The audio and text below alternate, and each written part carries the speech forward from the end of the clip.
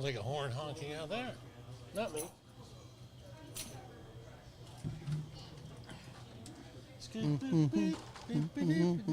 I was listening to somebody talk about the song Semi-Charmed Kind of Life, Third Eye Blind. They were like, it's such an upbeat song. I was like, until you listen to the words, and it's like the most horrific song of all time.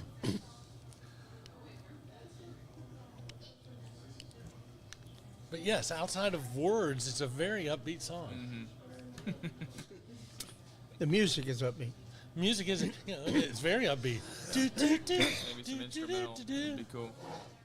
I'm okay with the words. It's just, it's not exactly the, song you sing to your kids late at night. So we'll do our little housework stuff, and then we'll introduce you. Okay. Just like on the agenda.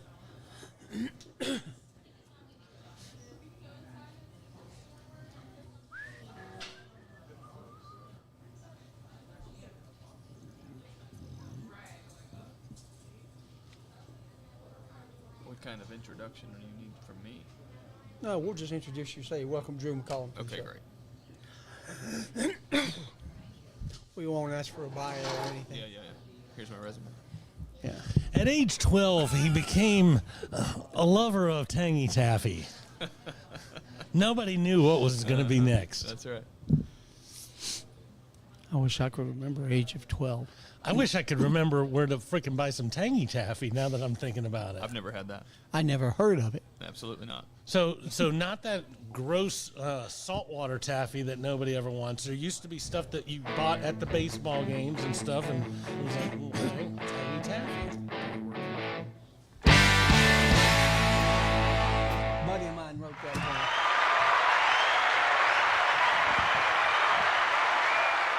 Good afternoon, everybody, and welcome to Miller's Ale House. It's Wednesday, and that means it's time for Three Guys Who Love Sports.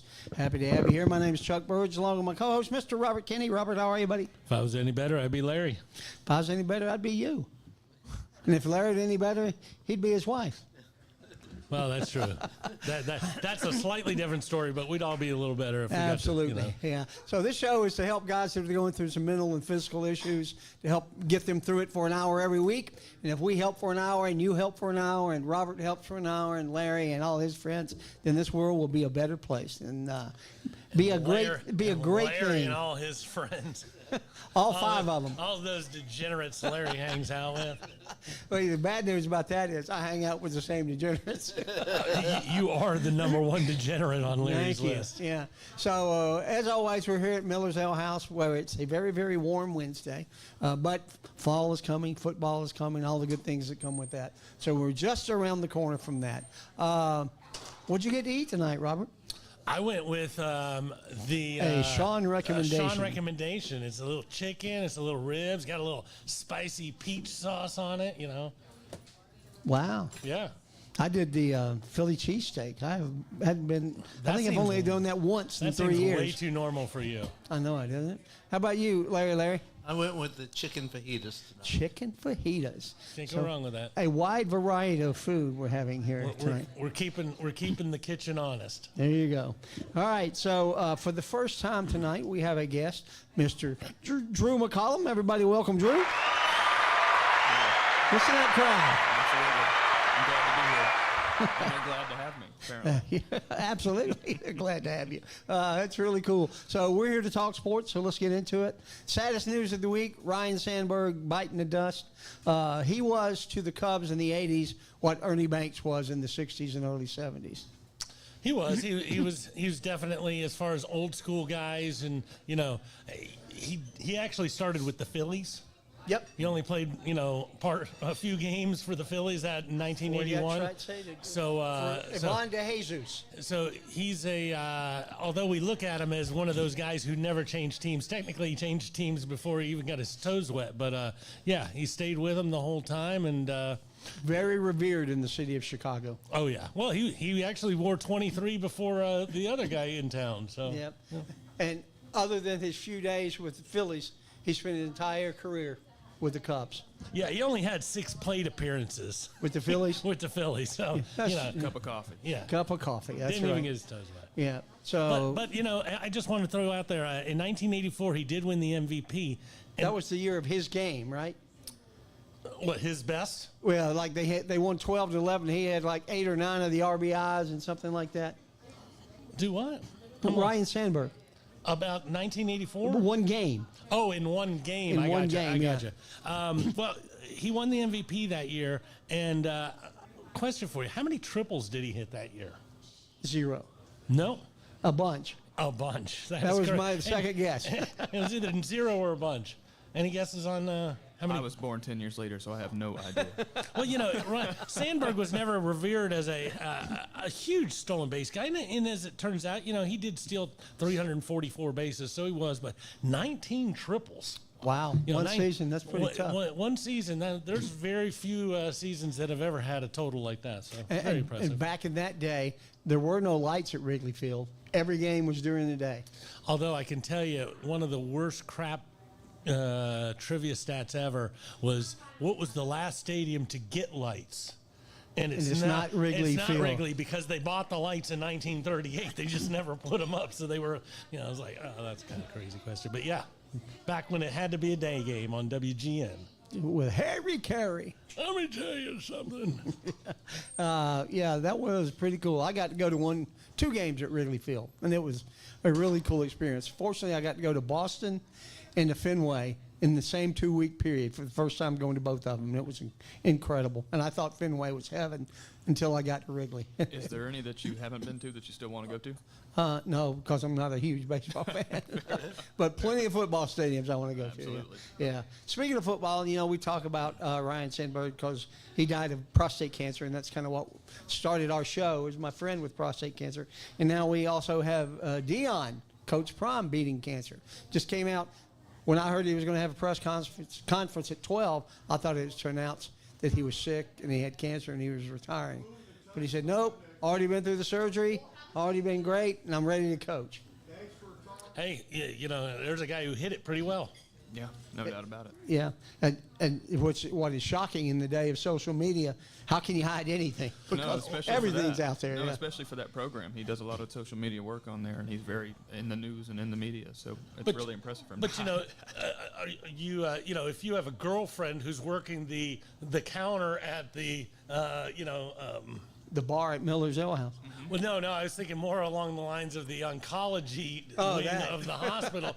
Somebody's like, check it out, Coach Prime. He's not someone that goes anywhere subtly. He's not subtle when he enters the room. Everybody knows everybody knows this man, right? So congratulations to him. I know, crazy life. And I hate to tell you that you're gonna get your butt kicked your first football game. So here comes August 29th, and my Yellow Jackets are rolling into town to take care of the Buffaloes. I'm looking forward to that game. Yeah, and me too. And actually, I'm going to get to watch it. I was blown away because typically the concerts on the square are the last Friday night. But because it's Labor Day weekend, they're moving the concert up to the 22nd. Great. So I'll be at home on the 29th to flip back and forth between Kennesaw State and Wake Forest and Georgia Tech and Colorado. That sounds like a good night. It is on that Friday? Yeah, they're both on that Friday night, the 29th. So looking forward to that. Coach Prime, God bless you. Glad you're all right. I hope it stays that way because a lot of people get it, and then 3 months later it's back. It can come back. Yeah, so good prayers for Coach Prime. Live each day the best you can. Yeah, but just like he beat cancer, Braves ain't beating nobody. And I mean nobody. They just lost the game in the 10th inning. The Royals had runners on first and third with nobody out. No, the Braves had. Would you let me finish?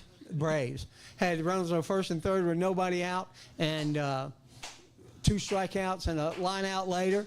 And then the Royals came up, and the first guy hit a 2-run dinger, 2-0 Royals. The Braves have only won one series since the All-Star break. And I think they only won one in June, too. They won they swept the Mets for 3 games in June. Swept the Mets, and then I think we beat the Cardinals. 2 out of 3 in Atlanta, right? And I was looking at something because when we beat the Cardinals, we won the first 2 games of that series. So technically, we had already won the series before we coughed it up in the 3rd game and didn't beat them. But it's crazy how many times the third game has actually meant something as far as who wins the series. Where Just like the Orioles. 1-1 going into the third game, 1-1 going into the third game. Lose, lose, lose, lose. Pretty crazy. And now they are 17 games under 500, I believe that's correct. They are not good. It's a brutal year. I think last time I looked, the Nationals were only a game and a half behind the Braves, and after that, it's only Pittsburgh and Colorado, right? Like I told you, they're going for Arch Manning. Yep, going for that top run. So I think the trade deadline's tomorrow in it. Correct. So we'll see if we still have an Ozuna come wake up tomorrow, or the Braves. Do they play tomorrow? Are they off on Thursday this week, or I don't know. That's a good question. Ozuna has done everything a trading team could want, to see. He's picked it up in the last week to kind of give you an idea that, hey, maybe you should trade away part of your future for me because I am good. They're at the Reds. At the Reds. Yes, that one's at the Reds. And then later in the week, is it Saturday? Saturday. They play at Bristol. Bristol. How about that? Yeah, you know what? That is the first professional baseball game ever played in the state of Tennessee. Oh, yeah? Yeah, that's crazy. So that would be kind of fun to go to. Oh, it would be incredible to go to. It'd be really good to go to if both teams were good. Well, they have a concert before it that's Pitbull and Tim McGraw, and that's before the game. And then I was looking at tickets, and there's a ton of tickets available. Now, you're so far away, because you're back on the NHRA track. They've already set records of the number of tickets sold. Correct, but they still have tons to sell because it that's just, so big. It's like 75,000 people, isn't Massive. it? Something like that. It's pretty massive. But it's crazy, it's $20 a ticket, right up there on a Saturday, $20 later. Hey, were you there? I was there. Yeah. Could you see? No, I couldn't see. I had no idea what was for the going experience, on. I thought it was a lacrosse game. I was so far away. I've been to Bristol for the NHRA races, which is on the strip behind the track, but I've never been inside the track. That would be cool. I like the town with the stripe going down the middle of the town and stuff. Yeah. This side of the middle of the road is Virginia. Tennessee. This is Tennessee. I like it. Yeah, very cool place. I was thinking it was next Saturday, but it is this Saturday. It is this Saturday. Yeah. I was thinking about dragging my daughter up there, except for she's got to start school on Monday. That's probably not the best thing to do. She starts school on Monday, 9th grade? 10th. 10th. Wow. How time flies. How it flies. Yeah. So, and what else is going on? Christian Wilkins got traded. Or is it to Tampa Bay he got traded to? From the Raiders? I don't know. I thought they just cut him. That's right. They just cut him. And he kissed one of his teammates goodbye, and his teammate got all upset about it. Do you know what his teammate did, though, apparently? Filed an HR complaint. Yeah. Did he really? Yes, he did. So picture this. We're in an NFL locker room or meeting room or whatever, and we've got two giant men. One of them kisses the other, and the other one says, "I'm going to file an HR complaint against you." But it's really ironically funny when you think about how many horrible things those large men have done in that To same each other. These are violent men. I mean, these guys hit each other for a living. No, and I apologize. I was looking at it from more to like, hey, toots, hey, broad, come over here. For 50 or 60 years, that room has been nothing but whatever. And then all of a sudden, a guy gives you, hey, I'm following HR. This is not HR. This is not proper. That's right. It's like, really? You should have gone to jail Surprised how 20 it years went ago down, for something. I'm just surprised. Would you have an issue if you were in the locker room and some guy kissed you on the cheek or on the head? Sure. Would you? But I wouldn't file an Would HR you file HR complaint. complaint? I mean, I've seen other things that have happened in the locker room. Actually, as a matter of fact, I watched Remember the Titans just recently. I don't know if you guys remember California. Yeah. That came in there and actually kissed Gary Bertier. Yeah. There was a fight that ensued. Yeah. They didn't file an HR complaint. Yeah. No, and I'm okay. I mean, somebody wants, once again, if it's a forehead or a cheek or something, somebody's doing it as a photo op. Now, if Don't come at my lips. If somebody tries to dip me down, I might have some issues with that. I'm not going to swoon for you, but outside that, I don't really care. I thought it was kind of, again, the media is so crazy. They'll cover anything now. Anything. And if Christian Wilkins wants to give this guy a kiss on the head, I guess he should have asked him first. I don't know, but I wouldn't have an issue with it. I'm that kind of guy. So my poker buddies, I've been playing poker with them for 40 years. They used to call me touchy-feely, touchy-feely. But now they know when I walk in. I think they still do. Well, when I walk in the room, they know they're going to get a hug, and now most of them hug me first, so it's okay. I don't have any problem with that emotion, so it's kind of cool, but I just thought it was silly, something silly to cover when there's so much more crap going on in the world. They're going to cover Christian Wilson kissing a guy on the head. But, because of gayness in the locker room, the media's been looking for this one for a long time. There was the kid who was defensive player of the year a few years ago, played for Missouri, and he didn't even make a team, which always it's like, really? He's not one of the best 480 people at his position, but that's a real thing. So, even though it sounds like that clearly wasn't the case with this one, the media's just going to jump all over it. Yeah, they have. Yeah, everything, media, and we'll talk more about that in our next segment. Let's go ahead and get our commercials done, Robert. Joshua Smith and his wife Tammy are both graduates of Kennesaw State College. He's been practicing law for 24 years, specializing in sports and entertainment law while continuing in criminal defense, civil litigation, juvenile and personal injury law. And he's ready to represent you all the way from your small town to the Supreme Court and any appellate court in between. With all the new rules regarding NIL and cash payments to athletes, they're placing a new emphasis on Kennesaw State University student athletics to help student athletes better navigate some of the bigger issues that have tripped up so many. Give them a call tomorrow at 706-217-2095. What number was that? The big one on the screen, Chuck. 706-210-95. And we thank you, Joshua Smith, for being a sponsor of the Three Guys Who Love Sports. There are a lot of places to get your oil change in the Kennesaw area, but if you're looking for a personal experience, then stop in at Castrol Kennesaw Express Lube or Lost Mountain Express Lube. We'll always do our very best to get you in and out quickly, safely, and without a whole lot of fuss. We're a true owner-operated business where you'll find Brian under a car or hood at one of the shops. We offer experienced, knowledgeable technicians and the latest computer software to help you maintain your new car warranty and keep your pride and joy running for the next 100,000 miles. We proudly offer Castro products. And we thank you, Brian Russo, for being a sponsor of the Three Guys Who Love Sports. You notice Larry's getting involved nowadays. Yeah, he's kind of taking over for Adam Kroc that left us. A crock. All right. Next subject we're going to talk about is some sports betting. And I want to ask Robert, what's the first bet you ever placed? Do you remember? You're talking about like a real wager? Yeah. I do not. I'll tell you a couple of the dumbest ones I ever did. Oh, we'll get to that. My brother came to me. My first job out of college. He said, "You got to put $50 on Clemson this weekend." It's a lock. It's a lock. They're like 3 points favored over Georgia, or they're underdogs. I don't remember, but I have never sweat so much during a football game in my whole life as I did that game. I wound up winning the $50, but. Man, I couldn't take the stress. That was horrible. I used to bet with a bookie, and I stopped. And then I think I started betting with another bookie, and then I stopped. And then I went one year. I had a buddy who was working at a golf course and had a bookie. And I can remember looking at the AFC and NFC, the All-Star game, the Pro Bowl. And the rosters were just crazy because, if the San Francisco 49ers are in it, none of those players make the thing. So whatever it was a very crazy looking roster where clearly one of the two teams was way better. So I put $50 on it. I was like, this is the dumbest thing. I can't even believe they put this as a spread. And I was winning that game like 35-3. And I lost that game. And that spiraled me into betting college basketball like a fiend for oh my goodness. Horrible stuff. How about you, Drew? Are you a gambling guy? I am not. Good for you. How about your dad? Nope, he is not either. Nope. So your gambling is restricted to fantasy football. Fantasy football and my own golf game.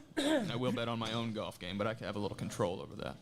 I find myself regretting it most times. But you do bet. I still do it. I played with some buddies not too long ago, and they do this thing where it's the animals. So like the last person to hit it in the water gets the frog, and the last person who hits it in the woods gets the monkey. And then, if you have the monkey at the end of the round, if you hit it in the woods on 12 and you're praying one of us does to take you off the hook. But yeah, it was crazy watching me the last 3 holes and how I just started accumulating animals. It's like, what is going on here? So like if you had the monkey at the end of the game, you had to buy a round or whatever? $5, $5. Oh, okay. And then he hit the water, so that's $5, $5. So yeah. Hopefully it all balances out, right? How many animals did you have at the end of that round? I had all 4. They call all 4 animals. They call Robert the zoo. That's right. That is apropos and correct. At the end of the show. That's funny. Well, do you know what the first prop bet was? I did some research on this. Do you know when it was? Super Bowl 20. This is where the prop bet was born. Super Bowl 20, so that would have been like 86. 85. Okay. Oh, yeah, 1 to 75. Sure. Yeah. So you know what the first prop bet was? Who Who won that year should give you a big the clue. Super Bowl shuffle. No. Will Refrigerator Perry score a touchdown?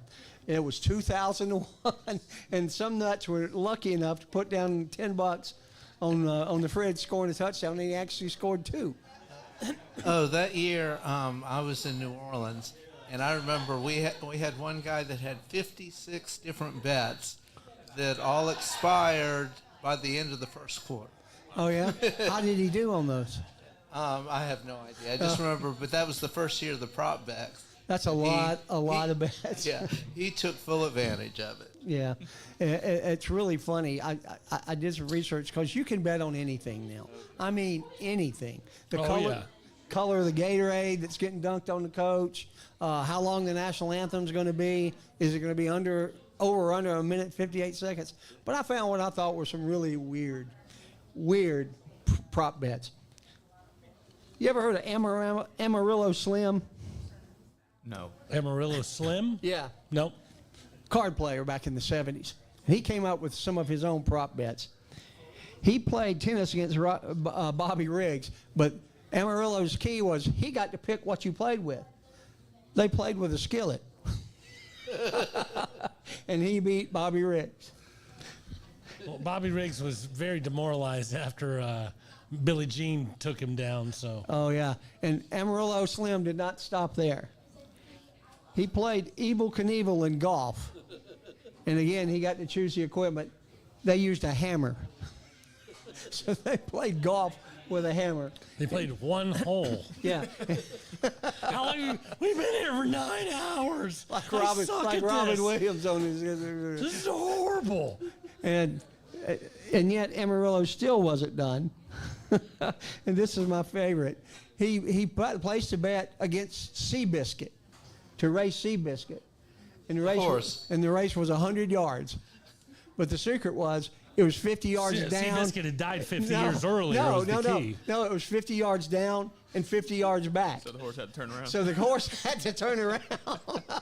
And the jockey had a hard time getting him to turn around. And he said he couldn't catch up with him. By the time Amarillo Slim crossed the line, he didn't have as much turnaround as Seabiscuit. I like this slim guy. Yeah, he seemed my kind of guy. So, and I know I've told this story on the show before. I know Drew hasn't heard it. But Willie Stargell used to do the same thing in spring training. Do you know who he is? Mm-hmm. Yes. Okay, you're a kid. I didn't know. Yeah. So That one I've got. Willie Stargell used to bet the fastest rookie. He said, we're going to both start at first base. He said, I'll bet you $500 that we'll run the bases. You go the regular route, and I'll run the opposite way for $500. He said, okay. He said, I'll race you for $5. He said, okay, let's go.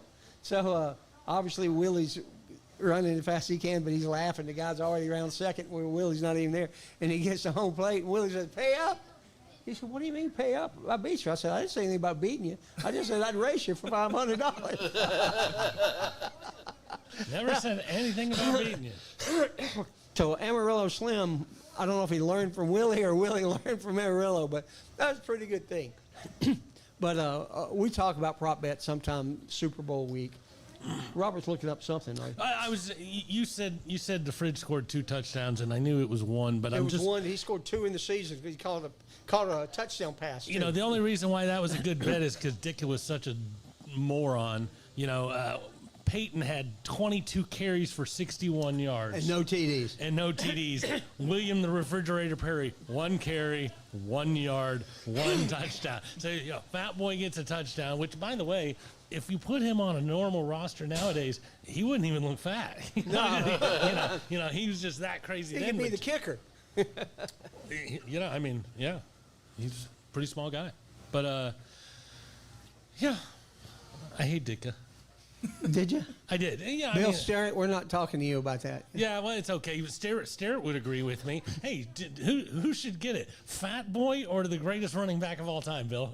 I'll go Sweetness.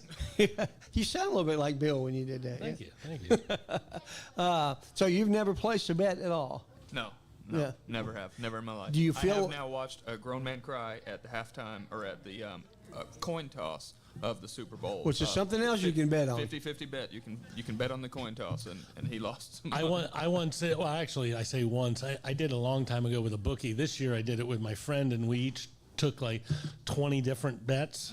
And length of the national anthem, coin toss, first number to score, is it an odd or even? Is it a pass or a run?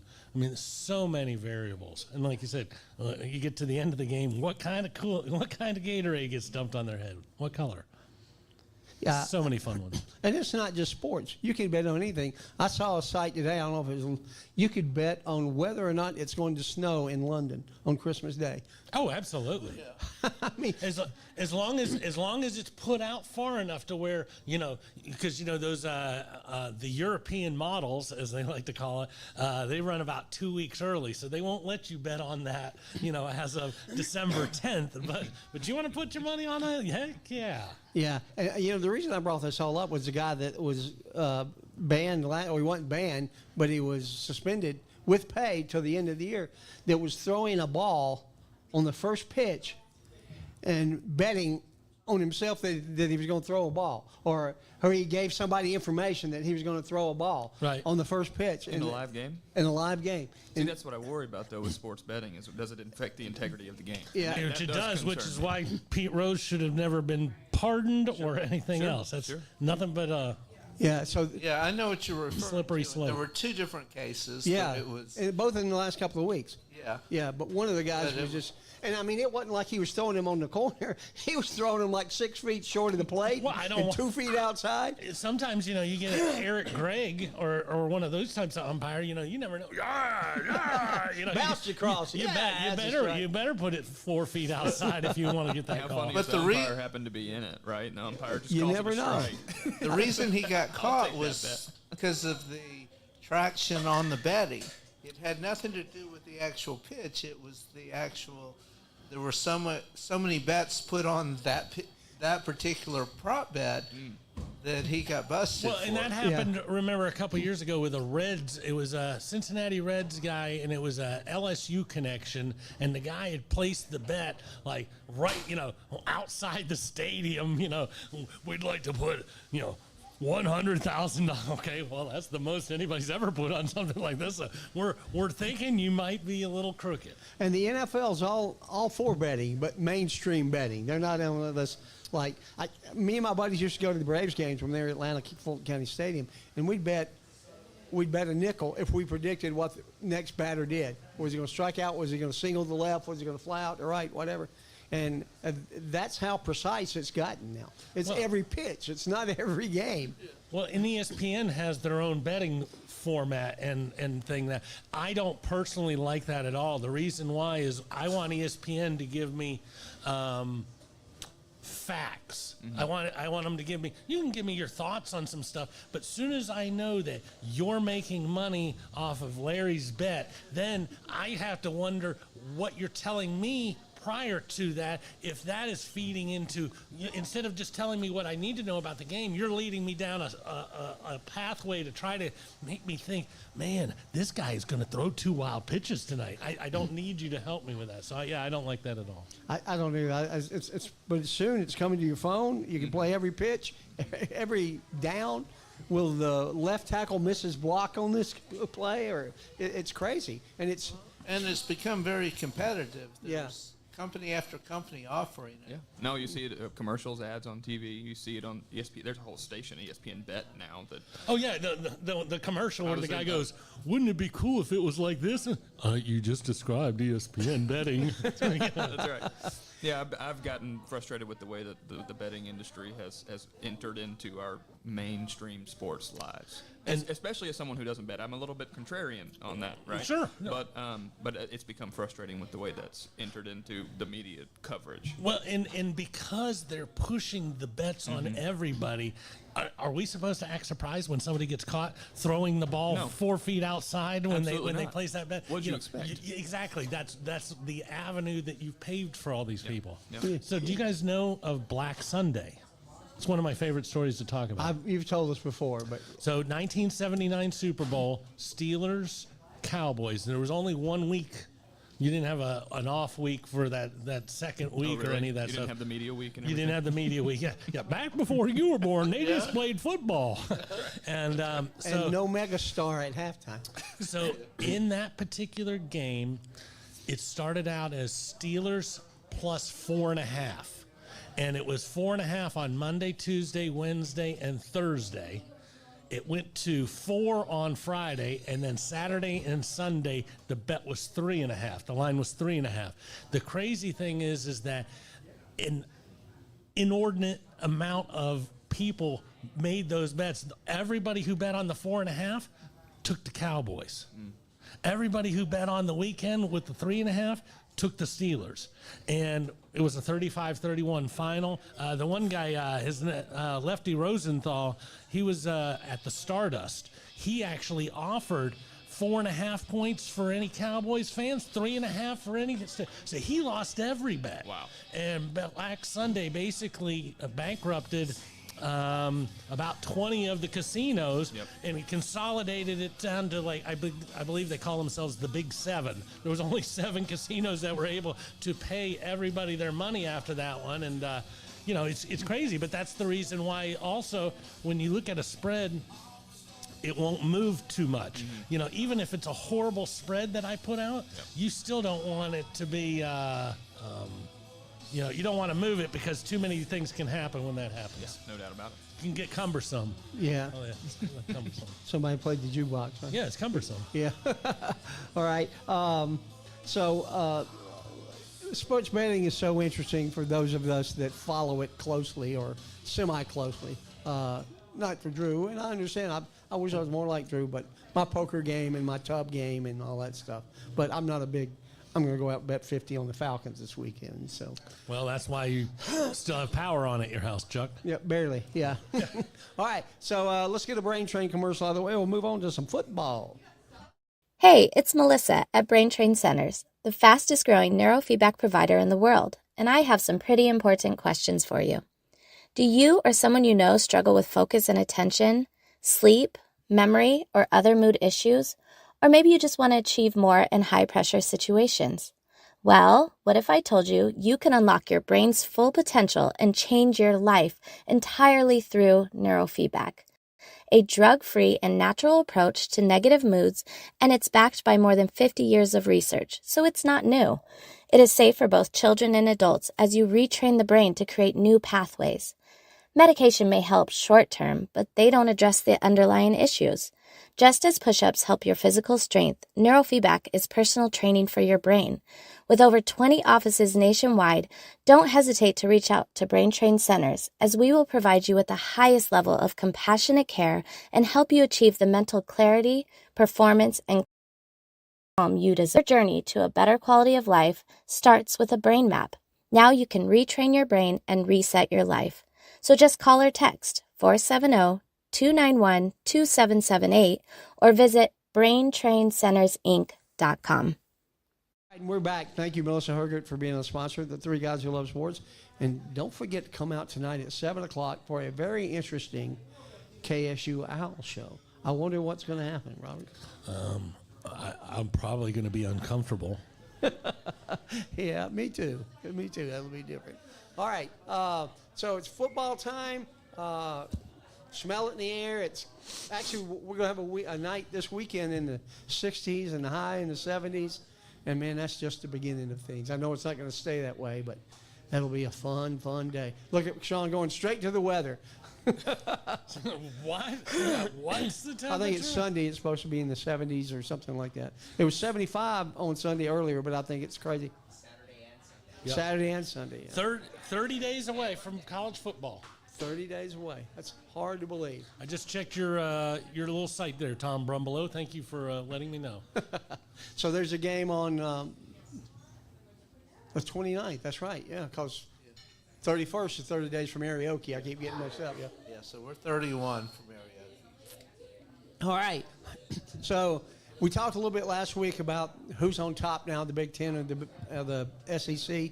So let's talk this week about how many teams within those divisions actually have a chance to win the conference. Well, and let's start with Drew and ask Drew, who's your team? Oh man, that's a loaded question. How many teams we got? I already noticed you knew a lot about this picture over here. So I'll give you a little bit about my background. My Please. dad's a college football coach. He's at the University of Sewanee right now. That picture. Hey, Andy. Hey, Andy. That picture from Georgia That's Tech. Dad to you. That's Dad. Yeah, that's actually Coach to me. Okay, that's yeah, good. Yeah. So he's at Sewanee now. He was at Georgia Tech. He's at the Baylor Bears. He's the head coach at Middle Tennessee State. So And they have a great quarterback at Marietta High School. And I also know some stories about Andy being stuck at the Crystal.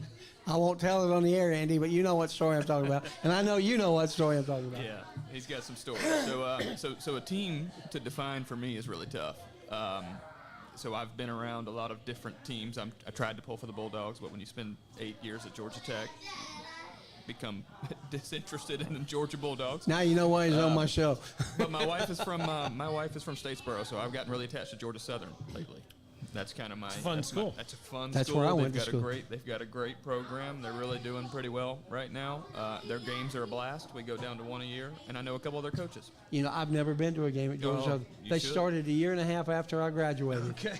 Okay. And but I've never been to a game at Paulson Stadium, and I'd love to go. I remember when I was like 5 years old and Irk Russell became the 81. the new head coach, and wow, Chuck was already done with him by then. Shut up. I was. So I went to Kennesaw Junior College, Okay. and then got my marketing degree at Georgia Southern. So I'm tech.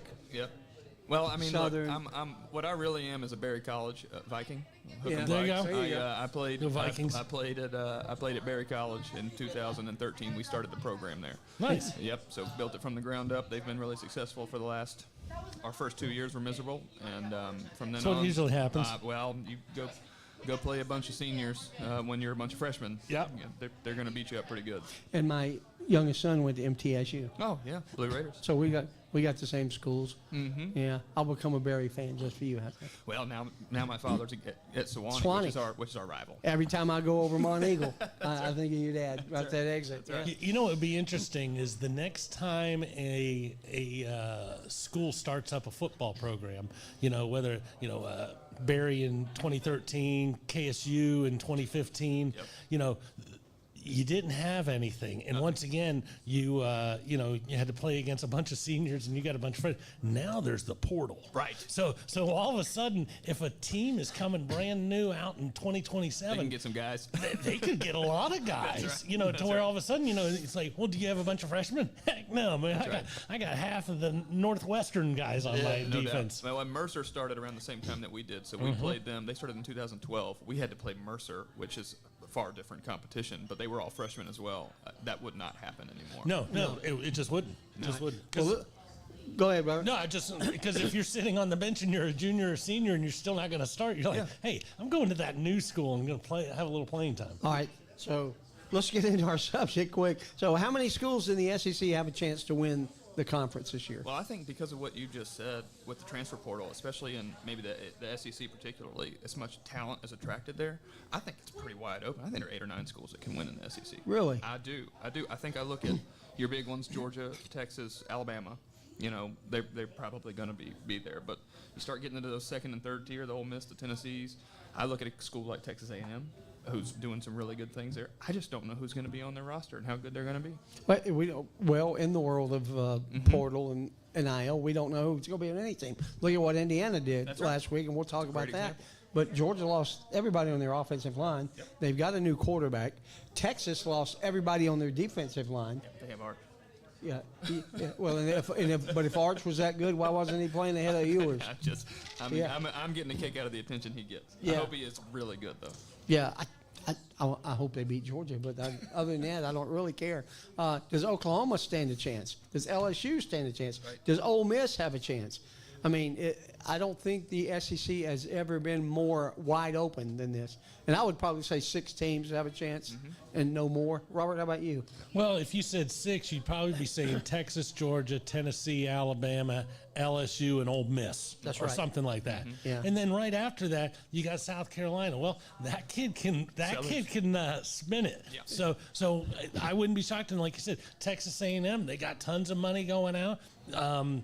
Way down at the bottom of last year's standings, Oklahoma, although, yes, culture shock with coming to the SEC, told you it would happen, all that other good stuff. You know, this program is big, it's proud, they've got a lot of money, and, you know, they're not going to be They won't be on the bottom for long. You know, they're not going to be hanging out with Mississippi State for long. This is a team that will be in the top 5 or 6 for 20 straight years or something. So it'll be interesting. Yep. So we'll get into our predictions in a few weeks, but let's move on to the Big Ten. Not as many likabilities in the Big Ten as I think in the SEC. I see maybe 4 teams: Ohio State, Penn State, Michigan, and Oregon. Now, Indiana had a great year last year. Illinois beat South Carolina in the bowl game. So they're supposedly an up-and-comer, and they have a very weak schedule. But I see them maybe competing in the upper tier of the Big Ten, but I don't see them going to the championship game. Or Yeah, I'm with you. Do you have any interest in USC on that list? no. Yeah, I didn't either. I had them on there, and I went back and forth. I don't think they have a chance. I've got 4 as well. The same 4 I had? That's exactly Yeah. right. Hey, who do you think is going to win the Big Ten this year? Oh, good Lord, don't ask that guy. That's what I thought you'd say. We all know what he's going to say. Yeah, I got that. But, you know, I wouldn't argue the fact that there's probably 3 or 4 teams. I would actually say 3, Oregon, Penn State, and Ohio State. That second tier. Robert's dishing your squad over here, Ian. No, I just included his team. Oh, I thought you said Ohio State, Penn State. Oh, you did say Penn State. And My bad. Oregon. So I'd say those would be the 3, and then you know, the Michigan or whoever else.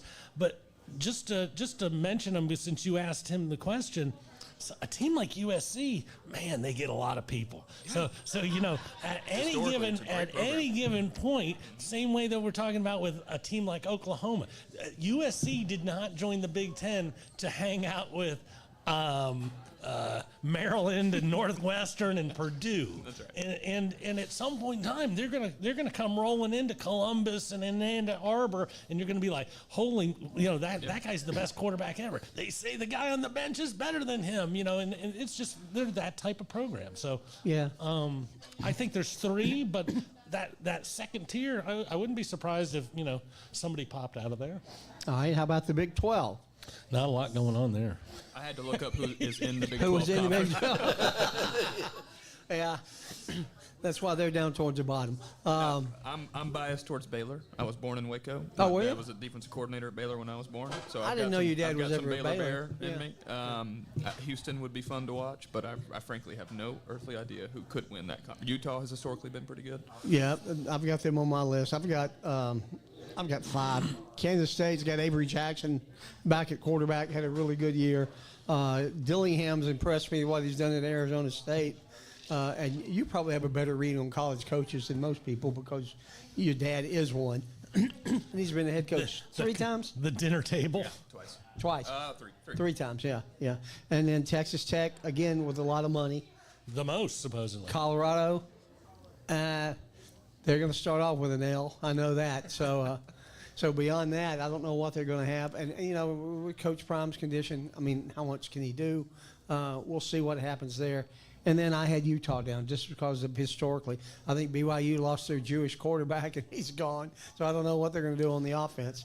And he's not being anti-Semitic because Larry would like whip him in the parking lot. So he's just pointing out. I am. I'm just pointing out what they called him BYU. So that's just a nickname, an acronym. How about everybody's new favorite baseball player, Nick Kurtz, for the A's? He's the rookie that hit He's the 4 rookie home that hit runs. 4 home runs, and you know what his nickname is?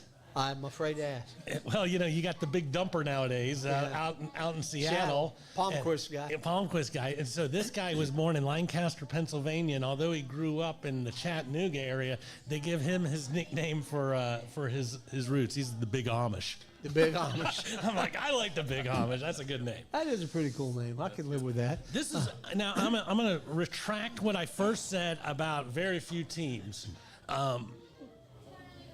At the top of these different conferences, it's tough to pierce that and get in there. I don't think any of these teams are that great, so I wouldn't be surprised if, like you said, Utah was 2-7 last year. You think they got a chance? That's because that conference is so bad. Now, that being said, I don't know how many of these teams have a chance against anything we just talked about. In the other two the top conferences. 3 teams, the top 6 teams. I don't know that any of these guys could, but this could be, the same way we didn't expect Arizona State got in the or playoffs. Iowa State last year or BYU. The top 3 teams were not on that radar, so it could be fun. There could be some interesting Yeah, stuff. we talk about it every year. The first time there should be a poll is like 5th or 6th weekends of the season. Oh, yeah. No reason to have one before that. No, especially nowadays. You have no idea what you're going to get with anybody. And these are the teams that are attracting SEC-type talent. The good guys from here are going to other schools. So this is where they're coming from. You've never heard of them, and they go show out somewhere else. And Texas Tech has $45 million to Texas Tech is a great program. So if they have the right guy pulling those strings, man, they could do great things. Arizona could be good, too. They have a historically good Sure. program to pull in. If you're a kid, you want to go to Arizona, I'd be thrilled to go to Arizona. I would look at this list, and honestly, outside of, I'd say Cincinnati, UCF don't have a chance. No. But outside that, even Oklahoma State was 0-9 last year. I've seen another program. I've seen the Cowboys win a lot of games. And Mike Gundy's won a lot of the ball games Mike out there. Gundy, they have an incredible facilities. They were in front of the facilities game before anybody else started saying we want to have great facilities. Oklahoma State's always had that. Stillwater's a tough place. So if they were to rebound and go 5-4 or something like that, it wouldn't shock me. No, not at all. All right, so we got one more of the Power 4 now we have, and that's the ACC. Clemson is obviously the cream of the crop for now. They won the game last year, but SMU rolled through that entire schedule. Yep. So SMU, we're going to see what happens. I know you think I'm being a homer, but I really think Tech's got a shot. No, I like what Tech's doing. Yeah, Brent Key is perfect for Georgia Tech. Yep. If he only had Andy McCollum on his staff, it would be even more perfect. But he's got Brian Bohannon down there now. Very happy to see Brian down there. Tech has a fairly favorable schedule other than Clemson and Georgia. And I think there was one other really tough game they might have. But I like Tech's chances, not maybe for the playoffs, but maybe go 9-3. I like, and if they could upset Clemson or upset Georgia, which they almost did last year, who knows what could happen with Tech. I think Haynes King and what's the running back's name? James? No, I'm blanking. But nice combo in the backfield. Got one of the good receivers left. And I'm impressed with Brent Key so much, and I think they'll do well this year. Ian's got something to say. he's got the name. Jamal Haynes, thank you. Haynes King and Jamal Haynes. Not only a Penn State guy, but a Georgia Tech he's guy. He's a number 2 guy. guy, Tech guy. Thanks, Ian. And Ian will be our guest next week right here on Three Guys Who Love Sports. So, Robert, you think Clemson's the cream of the crop, or? Clemson's a really good team. Klubnik's a good quarterback. They've been recruiting well for 12 years, and he's finally decided he can't exist without the portal. So I don't know what he got out of the portal this year, but at least he dabbled in it. Get the toe in there. He dabbled in it. in it. He dabbled in it. But you look at the roster. SMU, there's a certain factor where, none of these teams had played SMU. So SMU's style was a little different. That's going to catch up with them this year. Everybody's seen that style, and they're going to be a little more ready when they come to town. Miami, they lost their quarterback. So, now they might have a guy who's driving a Lambo now, but I don't see him doing anything like that. He lost his girlfriend and crashed his Lambo or something. Yeah, he had a wild ride there. He got $10 million. I'm not sleeping on Florida State. I can't. I can't sleep on Florida State. They had a bad year, but the year before that, they were like 11-1. Yeah, and Tech beat them in Ireland, opened the game last year. That's right. So, were you at that game? Did you go to that? Which one? The Ireland game, Tech. No, I didn't. We were in Dublin, 2015, maybe. And Okay. That was still, to this day, my dad's favorite experience that he's ever been on. Oh, really? Oh, yeah. Cool. We played Boston College that year, and it was great. I did not go to that. Yeah. But I do think Georgia Tech has a chance. I'm not going to sleep on Florida State because I can't. The ACC is one of those, conferences that someone can dominate. Clemson can go 11-1. But you just got to go 8-4, 9-3, or something like that to play in that ball game and just get one shot, and you can win the ACC. So tell me this: looking at everything we just did, how many teams can the ACC or the Big 12 get into that Final 14? Wow. Final 12. Whoever wins. Final 12. Well, actually, I wanted to ask you guys that when we were talking about the SEC and the Big 10. Is it attractive to win their conference? Because I'm shooting for third. And I competitively, I understand. You don't have to play that. You don't have to play that game. And the biggest risk is that you play that game and your star quarterback gets hurt. Sure. Or something to that effect. And it has no benefit for you. The loser of those championship games is at such a disadvantage because they have to play immediately. That's you right. just played the best team in your conference and lost to Probably them. one of the best in the country. And now all of a sudden they're going to throw here. You get to go to Athens this year. Okay, that'll get me over the hump. Yeah, no, I think that it's you have to win the ACC, you have to win the Big 12 if you're going to make it. But the other ones, third's a pretty good prize. And I'm with you on the same thing I said about USC and knowing that USC could be good on any given year. Watching what Florida State brought to the table, knowing that if they had a quarterback, they were playing in the Final Four a couple years ago, and watching everybody just jump off the Titanic like never before. When Travis Jordan got hurt. And you look at them. Are they good? No, but they are Florida State. There are people who are 5-star players who've known that's where they're going to play for many years, so they're going to be good again. I don't envision them at the bottom of this list anymore. Not for long. Well, like we said, college football's 30 days away. Is that what you said, Robert? Yep, 30 days. How fantastic is that? All right, let's do our last commercial, and we'll talk a little pro. Tired of going to the same old places for the same old thing? American Access has your solution. Whether you're looking for something new to do before or after the game, the most memorable work outing ever, or just wanting to take something else off your bucket list, American Access has their 3.5 Atlanta locations waiting for you in Marietta, Tucker, downtown at the Works, and the uber cool new Mobile X experience that can be set up wherever you need. Keep an eye out for them at upcoming events and festivals. Look them up online, or just give them a call at 678-763-3635. That's right, 678-763-3635 to schedule your next adventure. And we thank you, Dan Fisher, for being a sponsor of the Three Guys That Love Sports. Don't forget to come back tonight at 7 for the Owls Who Live Sports, all about Kennesaw State in their sports department. A big hootie hoop. So look forward to that. So let's talk a little pro football. There is a lame radio station around town that is promoting last Friday as the last Friday before football starts. But I have to tell you, Mike Bell and Jamie Dukes, there's a football game tomorrow night. And don't tell me it's only the Hall of Fame game, because it's just like any other preseason football game. All the games are going to stink in 2 weeks, so you can't differentiate. You can't this one differentiate stinking from this one. different. It's still last Friday, as in Jerry Seinfeld would say. So your party is a week late. Quite lame. Yeah. They have no clue, and they're on the radio every day. You think they sooner or later would have looked it up and stopped somebody said, spinning it out the same way. Yeah. So Hall of Fame game, Chargers in the line. So you're going to watch it? I'm going to say I might pop it on for 2 or 3 seconds. I've never been much of a Hall of Fame game guy.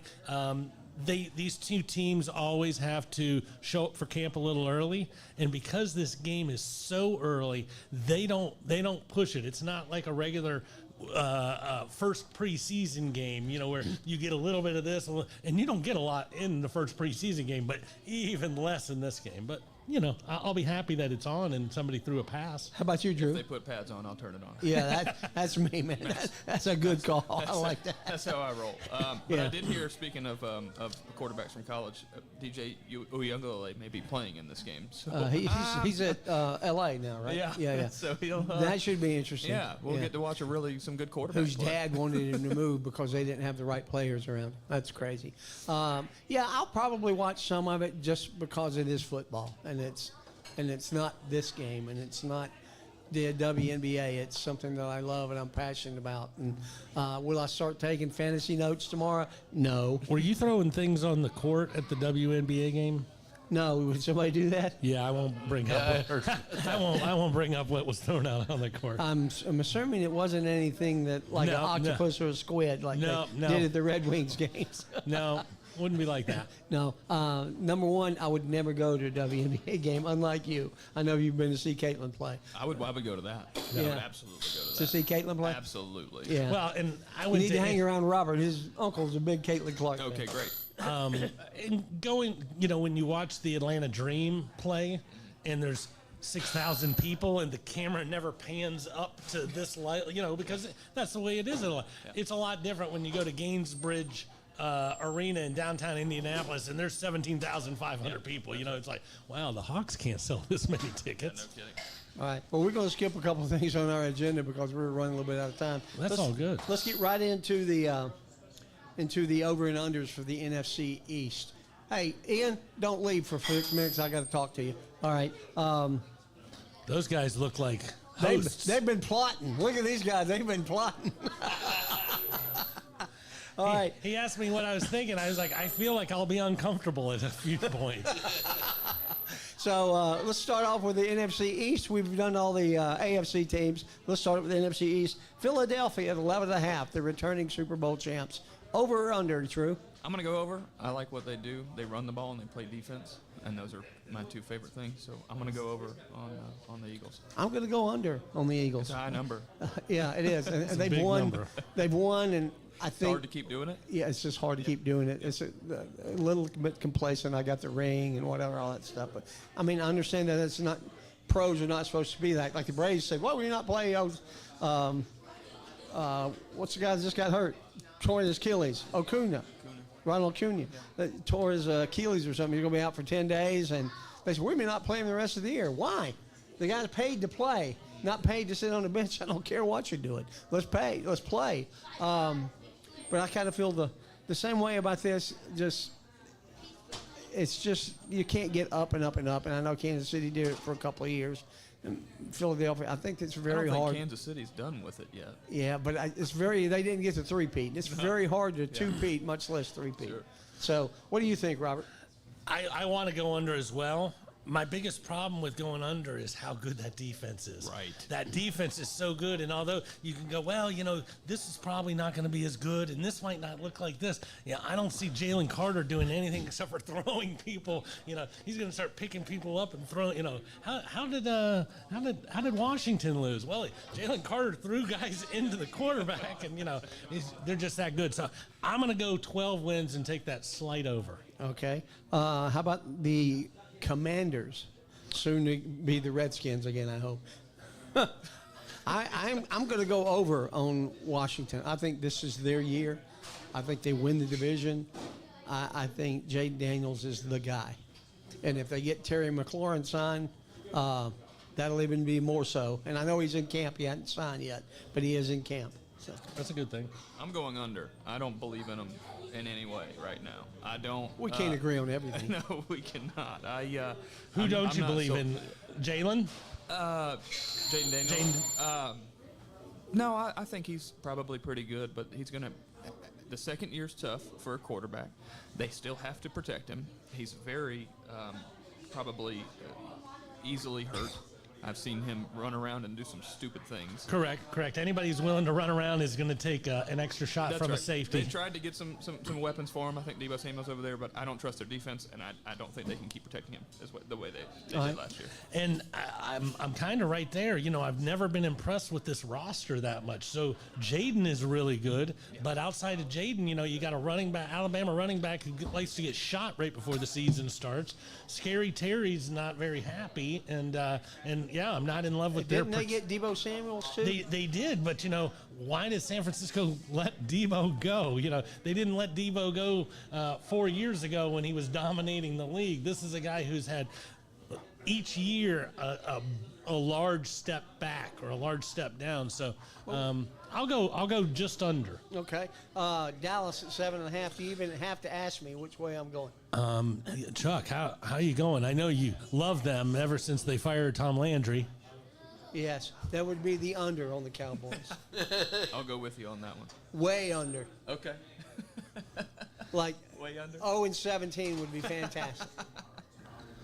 Yeah, I don't know.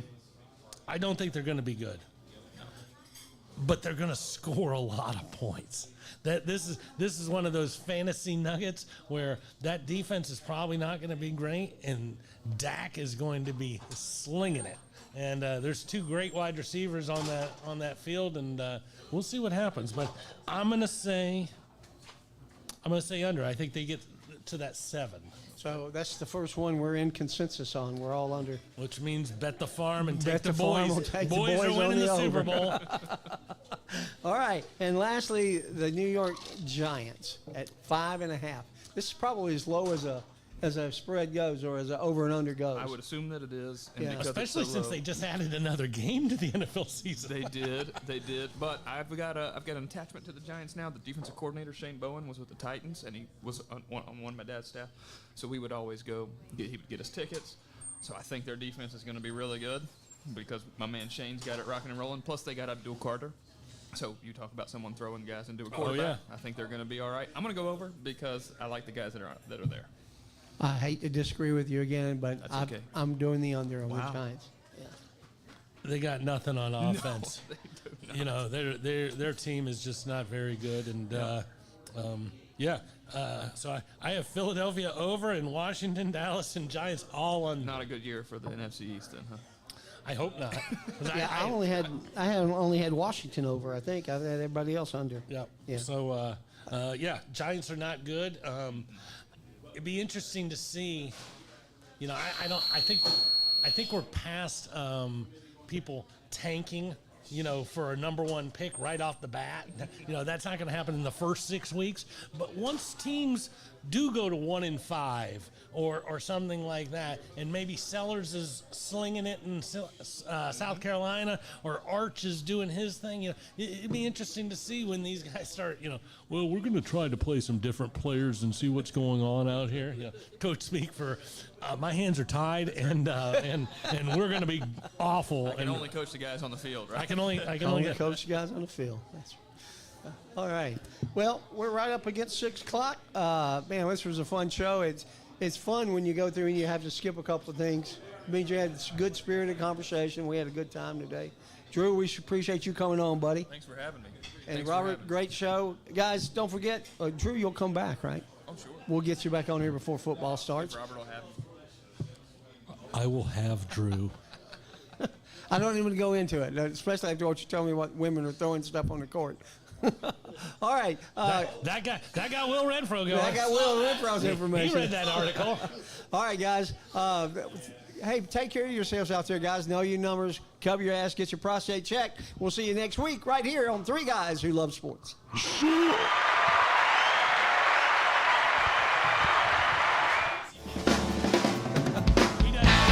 That was Fun.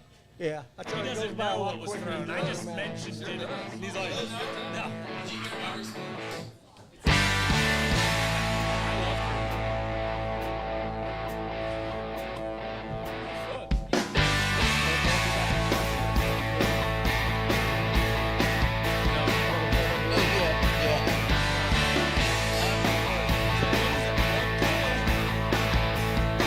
That's really below the waist.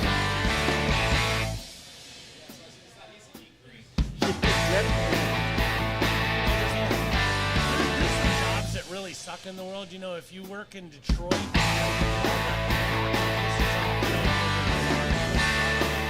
different jobs like that. Oh man, that sucks. The court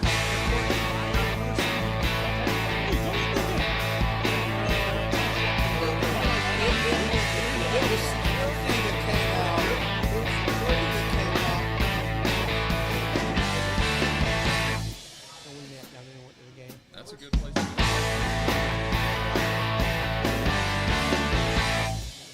We lived there for 9 years, so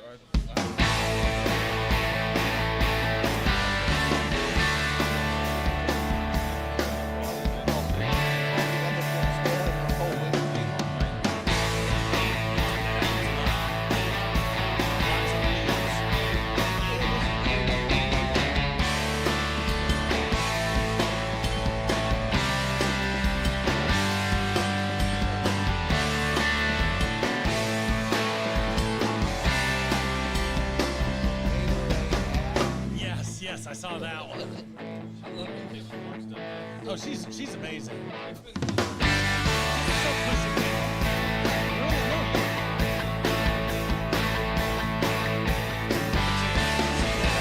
Little thing he's talking about. It's an expression that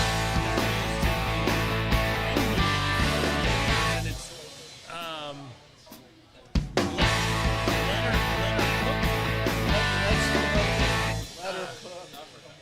Yeah, it was let's get let me cook or something like that. It's like, okay, yeah, I don't think Paige Becker's let me cook.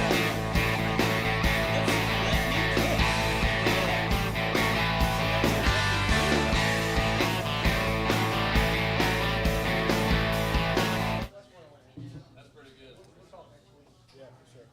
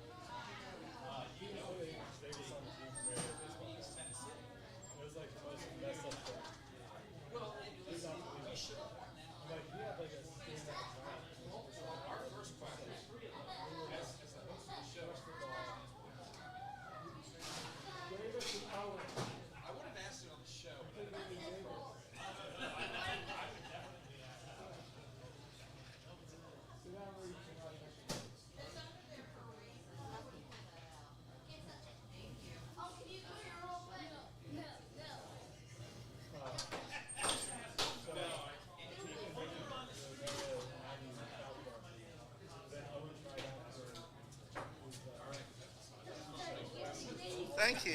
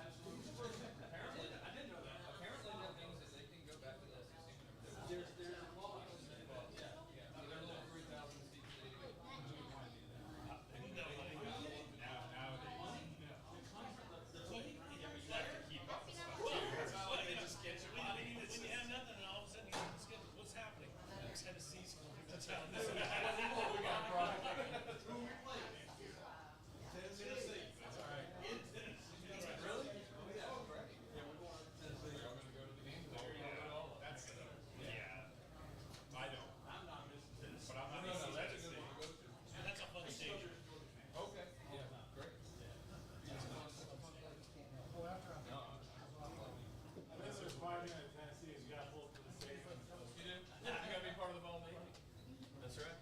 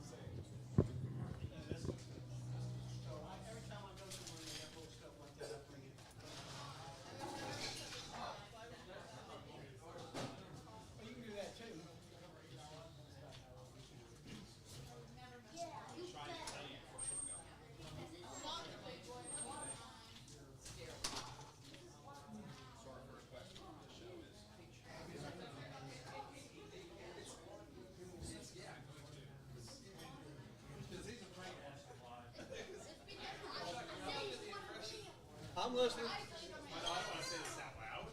Oh. I'm going to get all the weird questions out of the way now.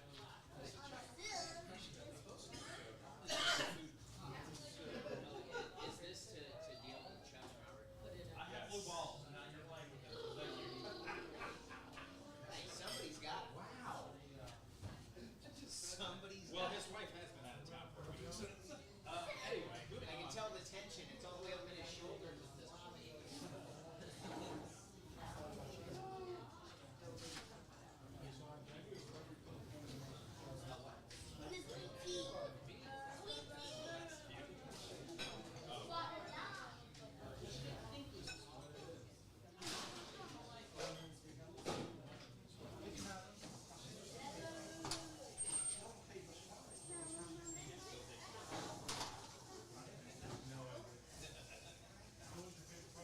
But the way they fight each other, I don't know, man. That might kill me. They will. They do. Well, I actually have to really use my strength to strike.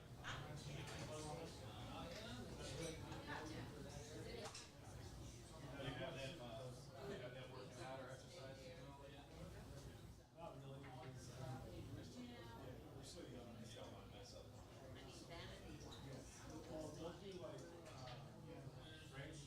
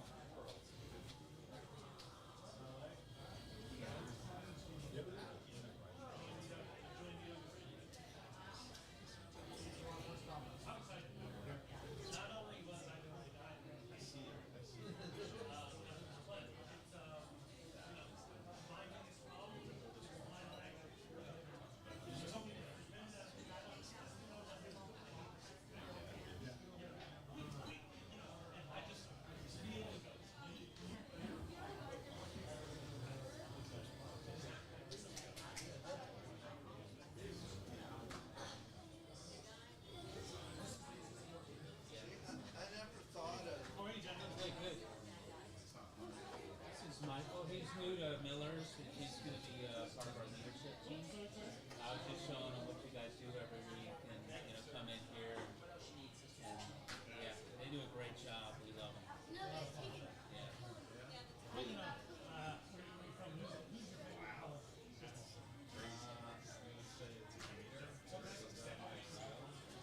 Well, I am the CEO. Okay. There's a lot of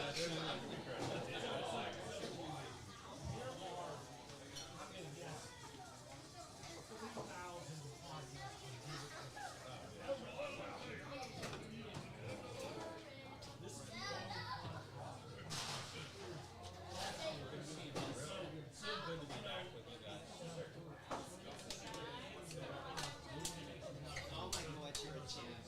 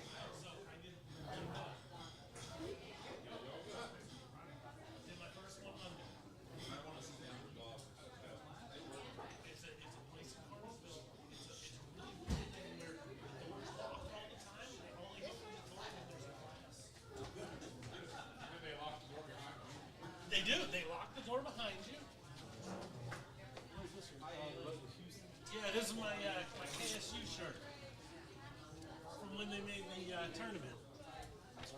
I made Chuck stand in line for 30 minutes for this year.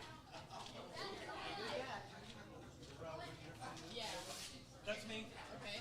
And that one comes this way. Okay. Thank you. You're welcome.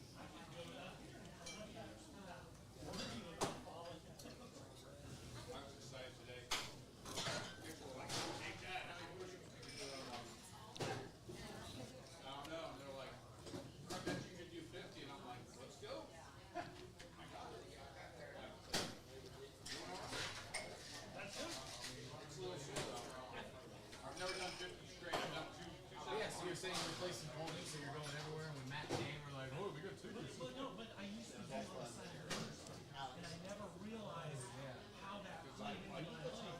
That needs to be tortillas. Did it not have anything in it? Nothing in it. Makes it a little tough. Come on.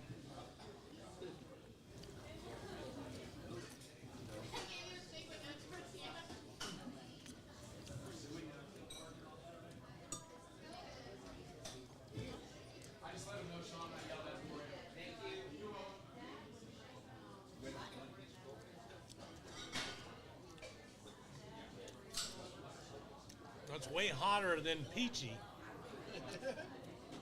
As soon as you put it to your tongue, it's hot. You can even taste the peach.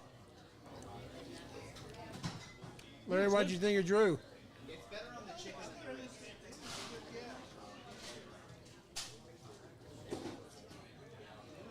Love to see him on again during the football season. You said before, but we're not going to make that. That's the whole thing about it is how many times has a guy left here, and all three of us felt the exact same, where he'd be great in week 7 of the football season, or week, you know. That's most of our people. So what are we going to do about fantasy football? What part? Well, I didn't think Zach Hyatt was going to play. But he told me Monday he still wants in. Okay. Because he texted him and he hadn't responded. And he changed jobs, and I said, well, I guess he's not going to make it. He's yours? But he asked me Monday, when's the draft? Anything else I got for you? What are we eating here, huh? Hot peach. No, I know. I had it. It's good. Do you like it? I do. There you go. What do you guys have on? Hey, Alex, would you hand me that fork and spoon right there in front of, or fork and knife? It's usually my job. Oh, you don't have anybody like? They're going to be the hosts, and we're going to interview the 2 of us. Usually we interview them. We've already got 12. That's our super fan and our second super fan. But just for the record, the big guy? Yeah. No, we got 3 divisions of 4. Oh, yeah. So we have 13. But do you know who he grew up next to? Yeah, Matt. Yeah, Matt. I talked with my dad about Matt, and he talked. Yeah, that to was Matt, my and bad. he's like, no shit. That's great. It's a small world. 'Cause Well- I think wasn't he the younger brother of one of Matt and Dave's friends? I think he's in Or was between. he the? I think he was in between Hal and Matt as far as his That's age. right. Yeah. And so I went on the text line the one time and I said something about my super fan, Will Renfro, and Hal Bradford comes back with, is that Will Renfro who grew up at 27, 19? You know, and I want to know. They were always going over to each other's houses and everything. Yeah, I went to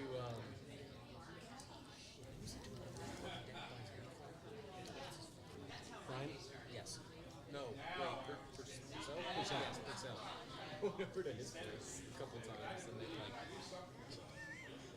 apparently they used to all go over there because that was his parents' house. So would you go over there too? Or did you not know them? I did not know them then. Yeah, So we it's like a that's definitely. bachelor pad in the basement. Oh yeah. It's ridiculous. I didn't know your dad or anybody else. Until when?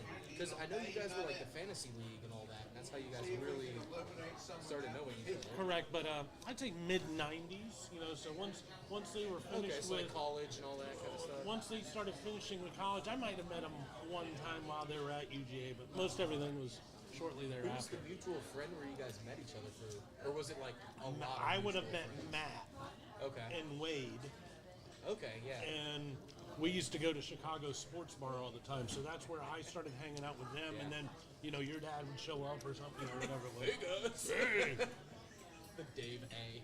the Dave. But no, that's cool. Speaking of which, when do you guys have your draft? That's what we were just talking about. I was about to say. 3 weeks from tomorrow. 3 weeks from tomorrow. Make sure they have it down for us. We told Adriana that it was going to be the 21st of August. 21st of August. All right, I'll make sure they know. I'm at your draft with the Retta League. So because of that one might have just gotten changed because your dad was flying home on a Saturday that was going to be, and I'm supposed to go to a. So your dad said. Fries are great. Your dad said, "Well, I can't be there because I'm flying back," and Matt basically told him, "Well, it sucks for you. You know, you're doing a." draft last year, so my dad can do that, right? Well, correct. But then I was like, well, Dave, just to let you know, I got the same problem. I got to go to a thing. And so once I said it, everybody's like, well, maybe we should redo the day. I was like, Dave, we're in, baby. Okay, yeah, of course.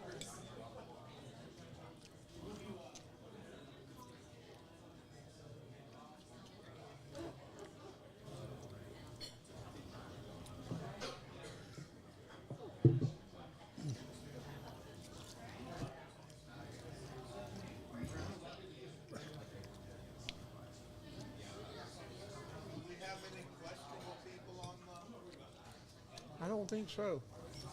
So what was your question again? You thought Zach was leaving and you had somebody else who you were inviting for his spot? Yeah, a friend of Al's and Brent.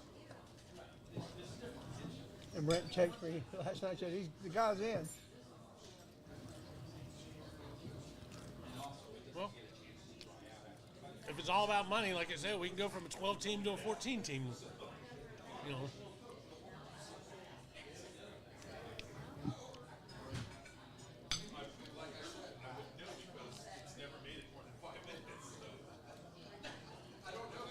Has everybody else replied saying, yes, I'm in, no, I'm not? Or Can you pull up the list, Larry? I can pull it up. I know Ian's replacing the guy that I kicked out. I heard that somewhere. Oh, that's right, it's from you. Yeah.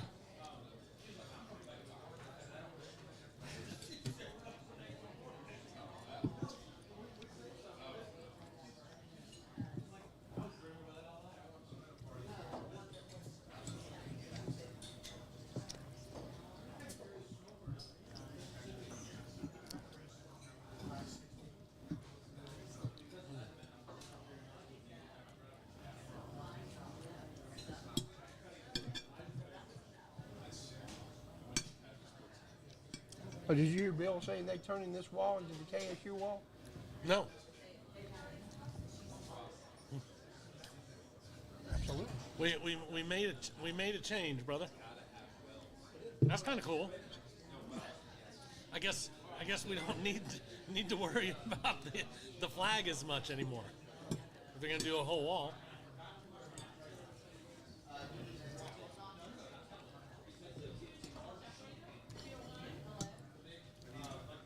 So I know you were pretty fucked up last week about it all. How you feel this week right now? Do you think we'll have it? I talked to Carrick briefly today. He said the guy that he talked to from Greg Wagner didn't think it was that big of a deal. Then he talked to Brad Ledford, who's Milton's assistant, and he was very non-committal, is what he said. And then you saw the text from Carrick from Carrick today that said he's got a conversation scheduled with Milton for Tuesday.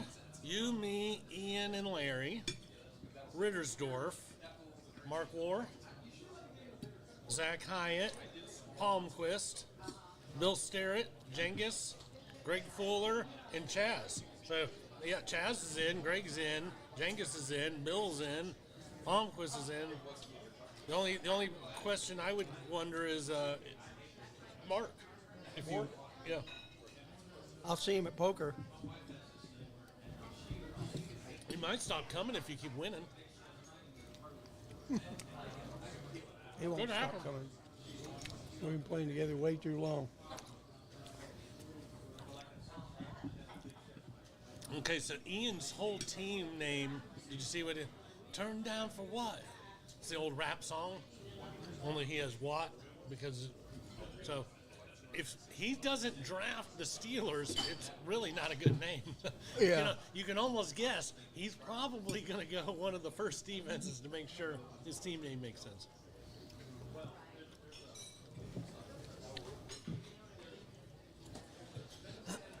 It's easy enough. I'm sure Dylan would be on. From BioLite, I'm sure he'd be like to have a team. Oh, I'm sure. I don't think it would be hard to pick up a 14. No. The problem is now the divisions. Well, Just two divisions of 7. or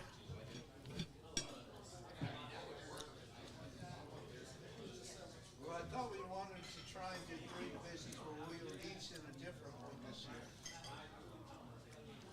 well, that's because we had to play each other twice.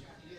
If we go to a 14, basically you're going to play everybody once and one guy twice. So it's really a wide open and very fair schedule, minus that one game where, oh, you got to play Larry twice. I had to play, Bill, something. And that's always going to be the case.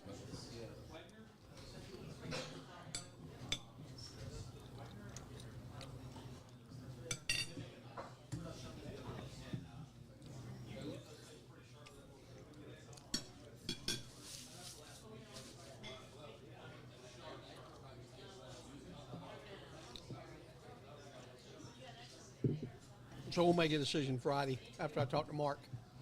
Okay. Oh, you are playing cards this week? Perfect.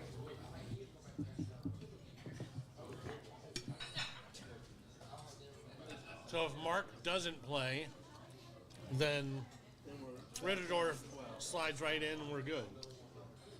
If not, we'll need one more. And once again, that I think I know Dylan will. I know Tim Bell, who's been on the show a couple of times.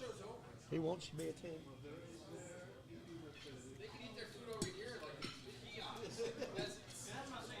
The hosts are complaining you're in their seats. they're absolutely right. I plan on telling them where to go if it's appropriate, but at this point in time, they're just correct. So. Robert gets all the softball questions tonight. I like his attitude when he started. He knew how to play this tonight. He's like, I'm not going down. No, you said. Back in that seat. Chuck doesn't want you everywhere. That's why they sit you over there. I love.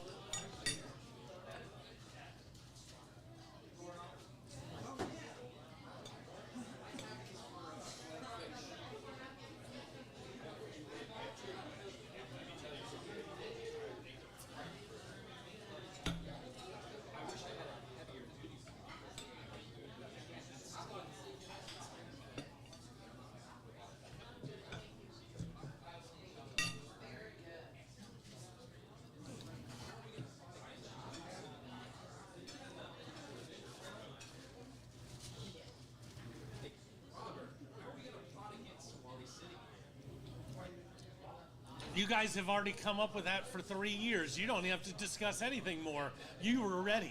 We were ready.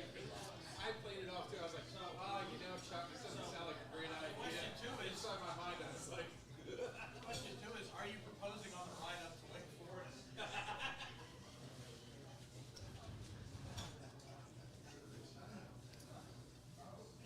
I think you guys are two of the nicest men I've ever met. Yeah, or is that Indiana? That's Indiana. That's a long trip to be in the car with you. She's a sweetheart.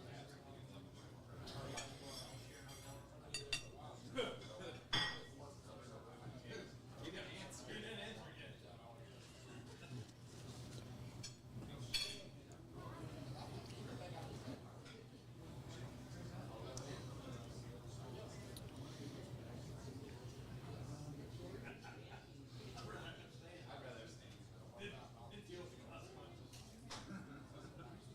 That's exactly what I was thinking. It had nothing to do with her. Exactly.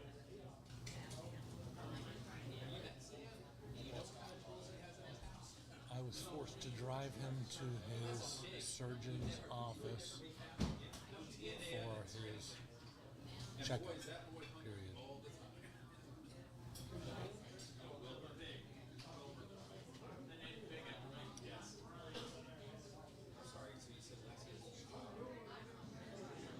He wants to be combative because he's not sure who's keeping him from going home. Period. Surgeon said surgery was a success and he appears to be ahead of schedule.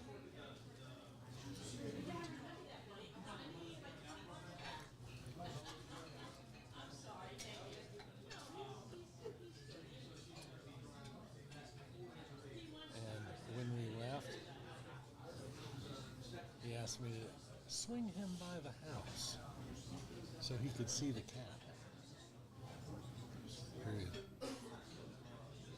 I told him we couldn't do that because when I told him it was time to leave the house, he was going to tell me to fuck off. And he did not argue.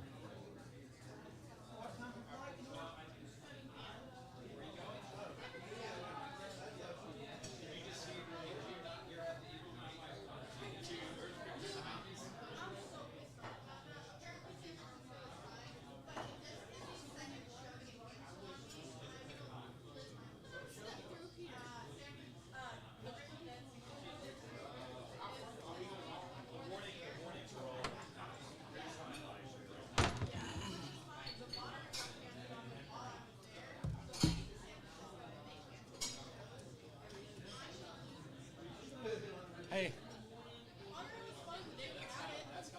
Hey, travel girl. What do you got packed? My clothes. What clothes? So much. I have a cute dress because they're doing a whiteout for Jerry's birthday. Wait, let me check on my table. It's cold in San Francisco. Everything you have is not going to be good. None of it. First, I went to school there, but the first time I went to visit, You realize that Tony Bennett song? It's August, right?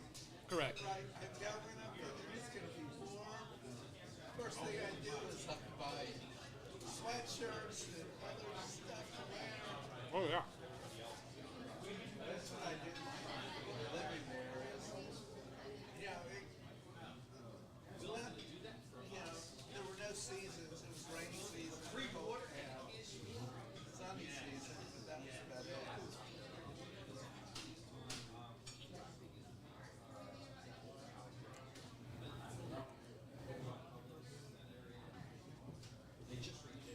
Minimum of 2. Oh, that was so perfect. Watch out. Where'd you go? We're gonna do. We're gonna kind of take all of these I photos. know. I have layers. No, it is that cold. And the second you're not in direct sun, it gets 15 degrees. Okay, but I'm gonna be in a crowd of 60,000 people. I didn't say you were not going to be sweating while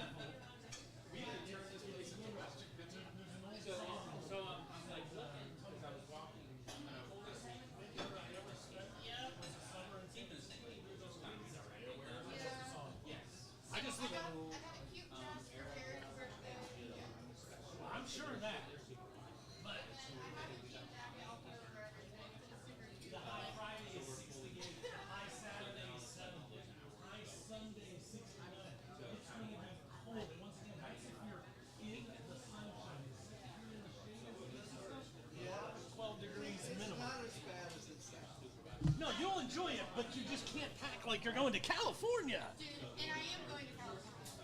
No. No, you're not. You're going to San Francisco in the summer. I am very excited, but I anticipated warm, and I'm not ready for cold.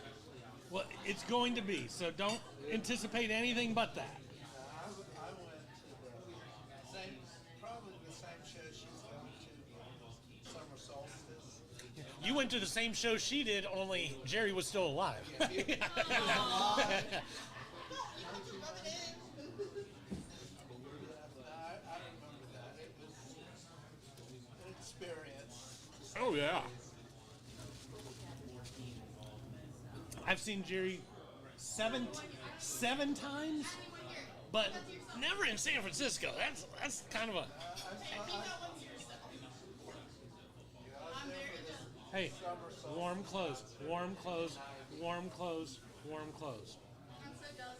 I mean, I have layers, but like, I feel me.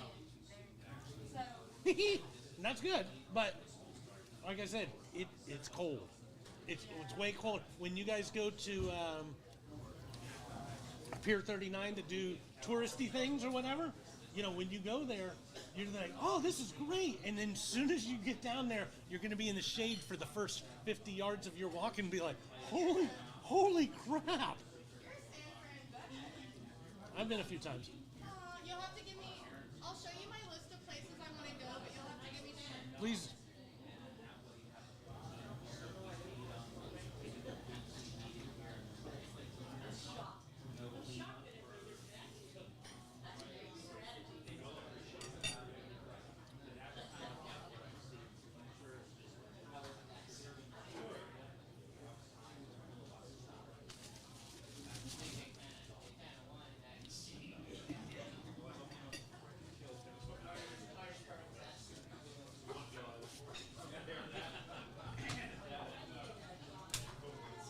San Francisco's changed a little bit since I was there in '90. Yeah. You can buy everything you want legally on the thing. Well, no, at the Grateful Dead show, I've never seen such a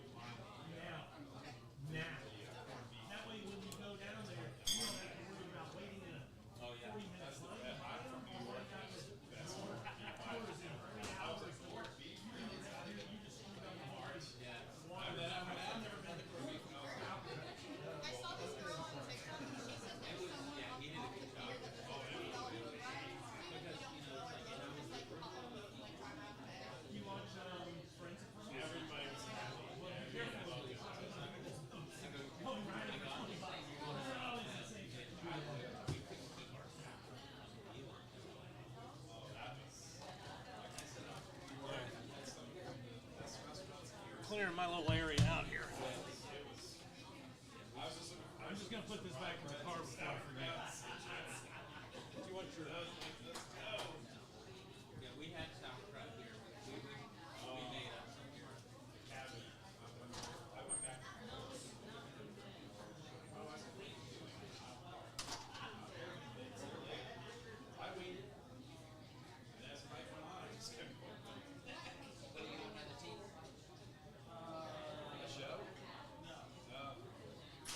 Yeah, he'd have to get up in the middle of it. You see him on camera.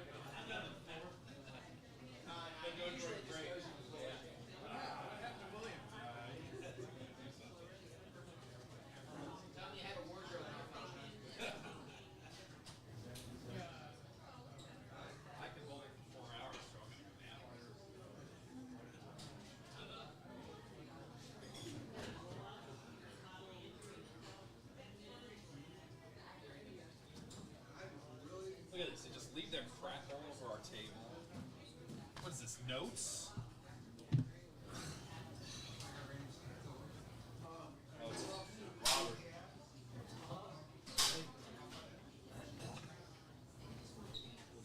Yes.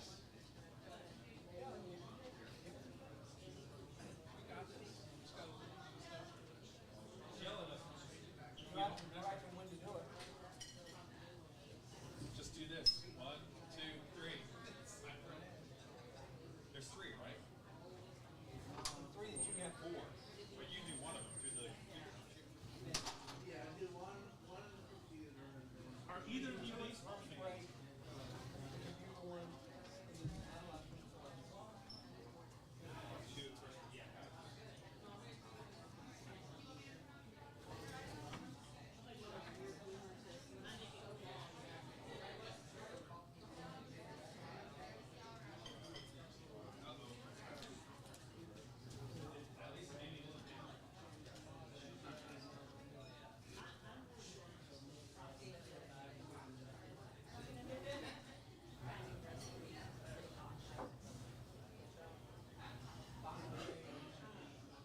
But they're doing a whiteout for Jerry's birthday, and I bought the coolest white dress. It's like lace. It is thin, but it's cute. But it's really long, so I can twirl. So, just for the record, I already had that cemented in my head after the first 2 times you told me, but now, I actually? but now I need pictures. Unfortunately, I was hoping that San Francisco Giants were in town because you don't have to go to a game. You can look through the wall, like next to the water, but they're not in town. So, Oh, that's not offer them. I also heard they had really good stadium food. Oh no, it's very good. Very good. Really good what food? Stadium food? San Francisco has. I didn't realize I told you about my birthday. They did when I was Sorry. You're gonna have a blast. I was at the old Kansas City Park. And I didn't mind you telling me more than the rest.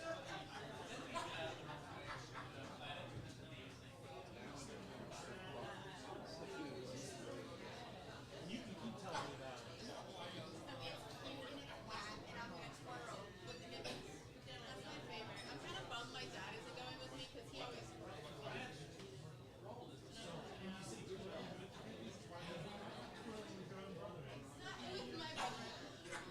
No, but like Bring us pictures.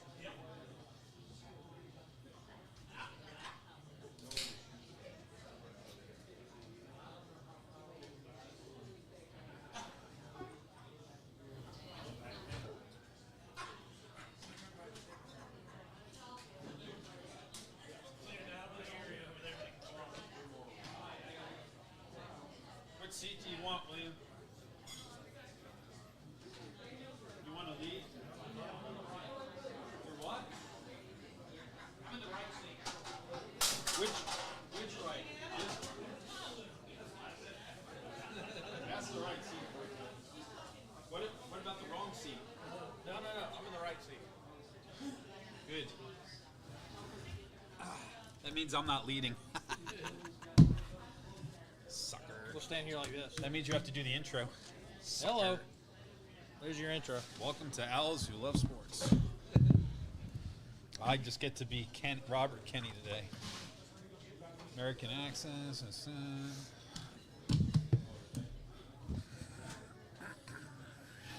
Gotta let the world know I've got blue balls. Oh, don't do that. We need to get you guys Whose face is in there? I don't remember. Oh boy. whoever's got the most picks right. Oh, that's not happening. That's annoying. Did you see that? Are you doing the first ad? Is that the way this goes?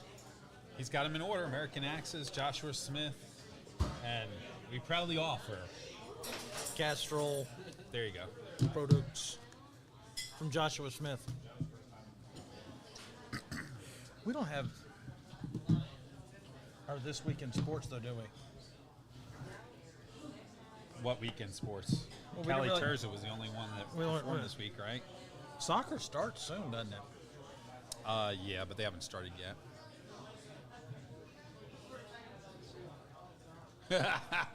Hey, you better text me if you're going to leave. It's the Robert Kenny Show.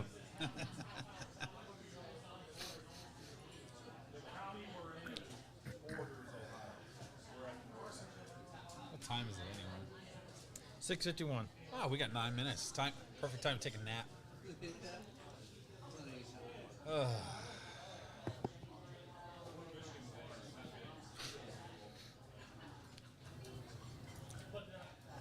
Did you wash your hands? Me?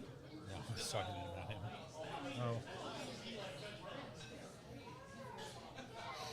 Oh. Ooh, I forgot my water. Water with no ice, please. When you're done. You didn't have to.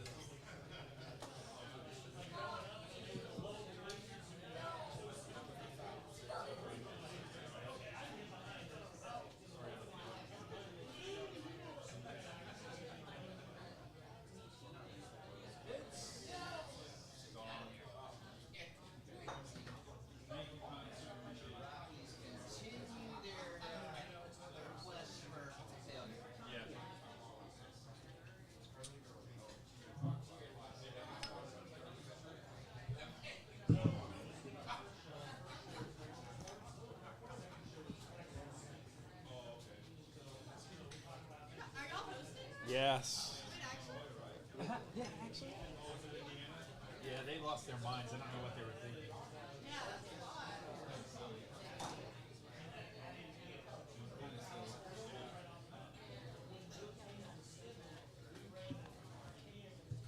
I can totally see this going all over the place. There it is.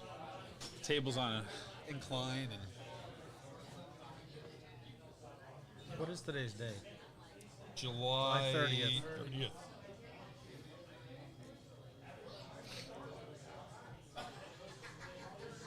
Yeah, we're out of that. We are? No. Is that? Oh, I thought it was the World University. No, that's tomorrow.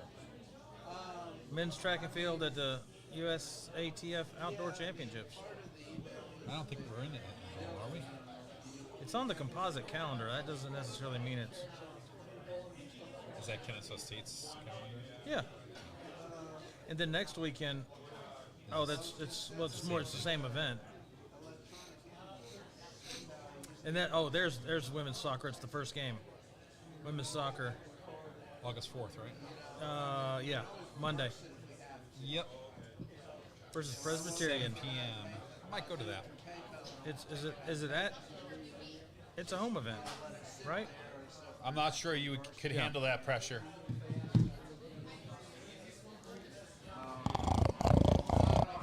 To be honest with you, I'm not sure we can handle this pressure.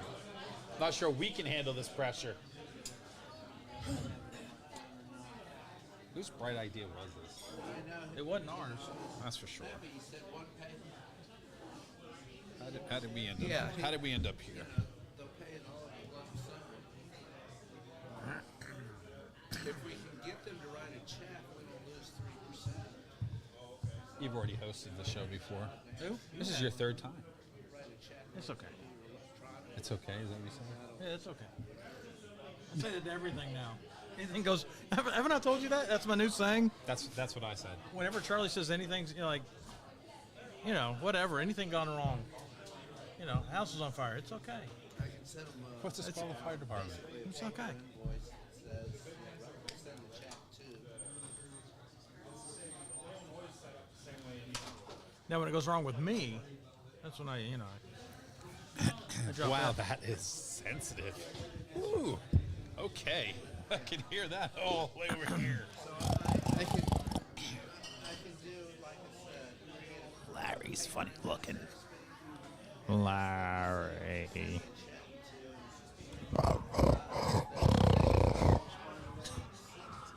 Wow, this microphone is very sensitive. Very sensitive. Well, don't say anything bad of it. I- Don't tell it looks fat because it'll get upset. It's so sensitive. Can you hear me now? Oh my gosh, you can hear me do this. Yeah, it can really get. Yikes. Yeah, What? How come the other microphones aren't like this? I don't know. We're just talking. Yes, I've said that into the microphone like you could hear me. These are very sensitive microphones. Hey. Very sensitive.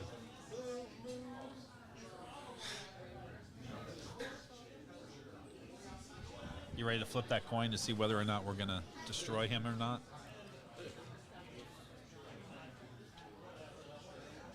You think he's nervous? No. So are you going to open with a recap of KSU? He's the host. There's nothing happened this past week. Okay, I mean, I'm just asking. The only real thing that happened was Kelly Terz's performance over in Germany, but she didn't even fish in the. She fell short. Yeah. Yep. Fell But- short by but- about 0.7 meters. But she did post some fun TikToks. Yeah, her gear unveiling is what a gear haul. Gear haul. Chuck just said you guys are both really good guys.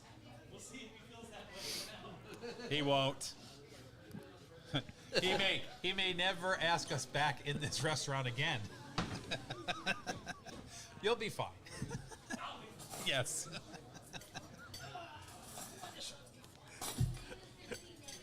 Maybe. We didn't ask for this.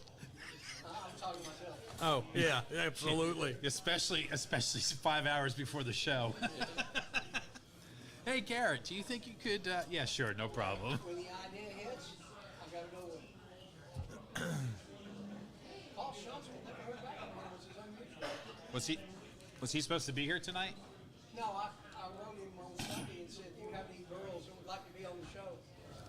And usually he'll text me back or call. I was looking at the time. At the what? The time. Oh, Just getting my nervous energy out of the way. You got 2 minutes. 2 and 2. Producer. Yeah. He'll tell us when it's time. If he's not drunk already.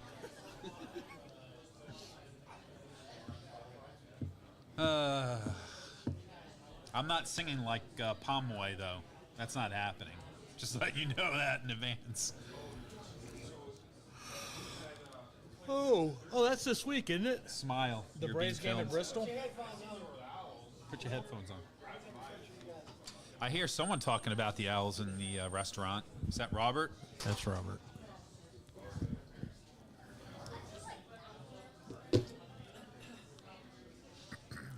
I can't wait to hear your intro. I have an intro. Welcome. Good evening and welcome to the Owl. Yeah, I gotta wait. I gotta wait for Larry to give me the. And then we had the screaming voices in our heads. Boom, boom, boom. Bum bum bum bum bum bum bum bum bum.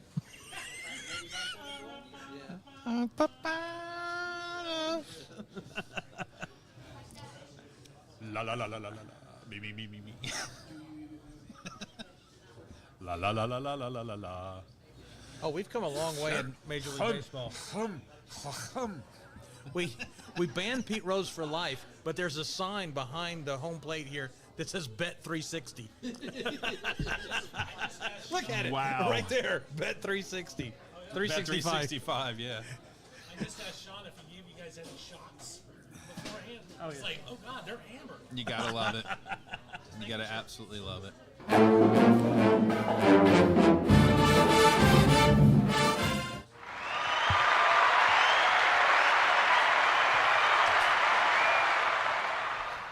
Welcome to the Owl Show here at Miller's on Chastain Road. We are a new host, if you haven't noticed. We're not the normal Chuck and Robert. I have Garrett with me this week. Good evening. We're excited to be here. we're going to talk about some things that have gone on, some things that are going to go on, and we're going to interview people that are on the show but are normally doing the interviewing.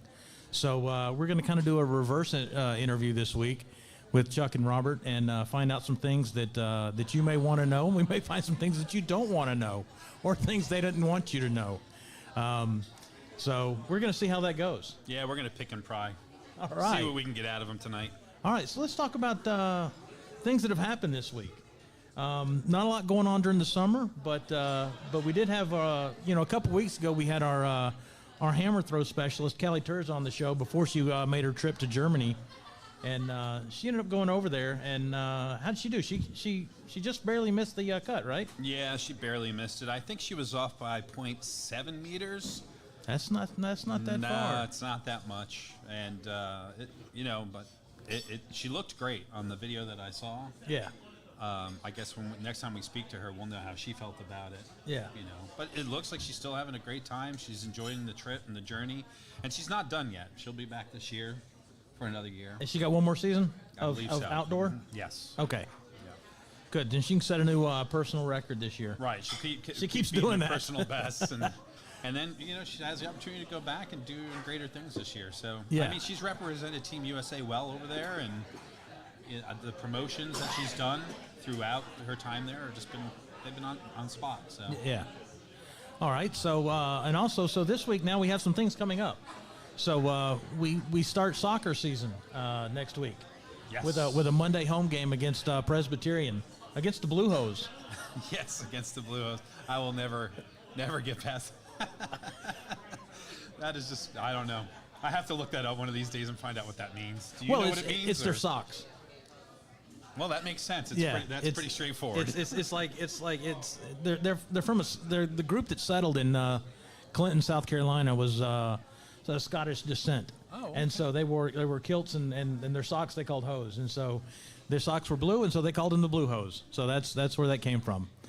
I learned that when I went up there to Presbyterian, and had to look it up myself because I was like, why are they called that? That was kind of odd to me at first. Yeah. But yeah, so they kick the season off Monday against the Blue Hose. Now, you said there's not a lot going on this summer, but there's a lot of training going on this summer. Oh, camp has started. So football camp started this week. Yeah, track and field, football camp started this week. Basketball's been going. Volleyball's been going. Even though it's summer for us, most of these sports and these athletes don't take a break. No, they're in training. They're not. They may not be competing in games, but they are competing against themselves to get better and get ready for the season. Absolutely. Right. Oh, and the other thing that's going on, I thought was rather exciting, is they're having open tryouts for walk-ons this week. Yeah, I thought that was interesting. Yeah. So if you've got any time left, like the old country song goes, if you're as good once as you ever was, now's your time to get out there and give it a shot. Yeah, football was never really my strong suit. Or if you want to be in a cast for the next few months, go out there and give it a shot. Because at my age, I would not be walking away from that. Right. I'd probably injure my ankle or pull something within the first 3 feet. So. Yeah, absolutely. All right. So I got to rely on our producer here because we are not the normal host. And Larry needs to tell us, what is the schedule for these for the ads that we have to do? Because why don't we do a set of ads real quick, and then we'll get the a set? So you want to do two? So he's going to do one, and I'll do one.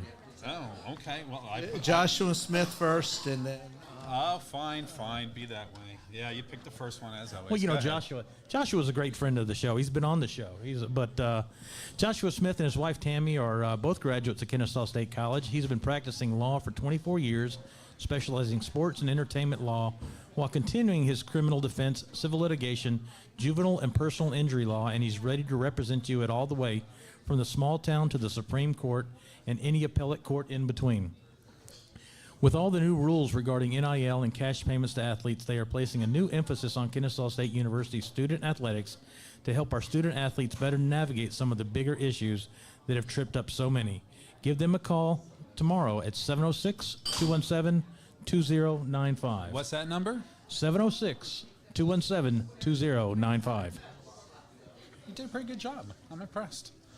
I'm gonna have to raise the bar here. There right? you go. Tired of going to the same old places for the same old thing? American Access has your solution.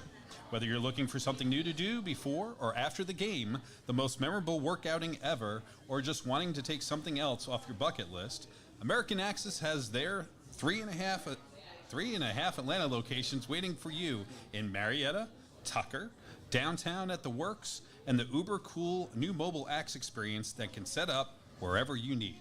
Keep an eye out for us at upcoming events and festivals, and look us up at American Axis, or give us a call at 678-763-3635. Again, that number is 678-763-3635 to schedule your next adventure. So I want to know, if we go to American Axis, can we take the Jacksonville State logo and put it in the bullseye?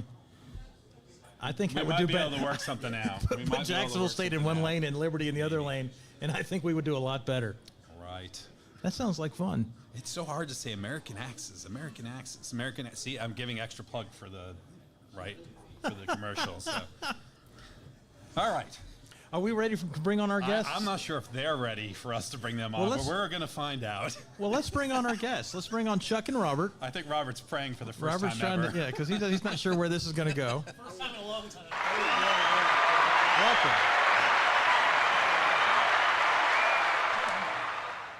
Two of my favorite people. Gentlemen, now you say that now, but we'll see how it works. We got to get the heads. He's coming prepared so he can look up data because he knows. This is going to be. This is weird. I bet it is. Let's just say that right off the top. This is weird. Do you think it's weirder for us or weirder for you? Yes, absolutely. Absolutely. So yeah, this is fun. Hey guys, thanks for having us on. Oh, well, thanks for having us on in this seat, I guess. Yep. So we're excited to have the not the number 1 and number 2 fan, but the number 3 and number 4, because I'm putting them behind us. Sure. And I'm sitting to the right of you, which makes you number 1, me number 2, which sounds really bad now that it's left my mouth. Isn't it crazy how many different things you can say sitting on that chair? And it sounded really good when it was coming to your brain. And then I'm number 2. Never a good. I'm everything you look forward to after your morning coffee. Oh, jeez. Rodney Dangerfield always had a great line. It just seems like when I get my life taking care of number 1, I always step in number 2. Yeah, here he goes. He's already trying to hijack the show. Oh, Quick, that's reel him in. Well, what I want to so you guys keep count of this. How long or how many shows have we done? What number are we on? We're over 200. It's I threw away mine.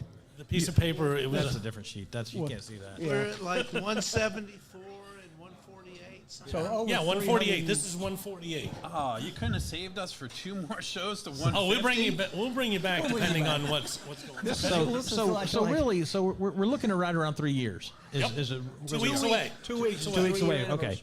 anniversary. So you started this program, at the urging of Carrick Martin, I believe. Correct.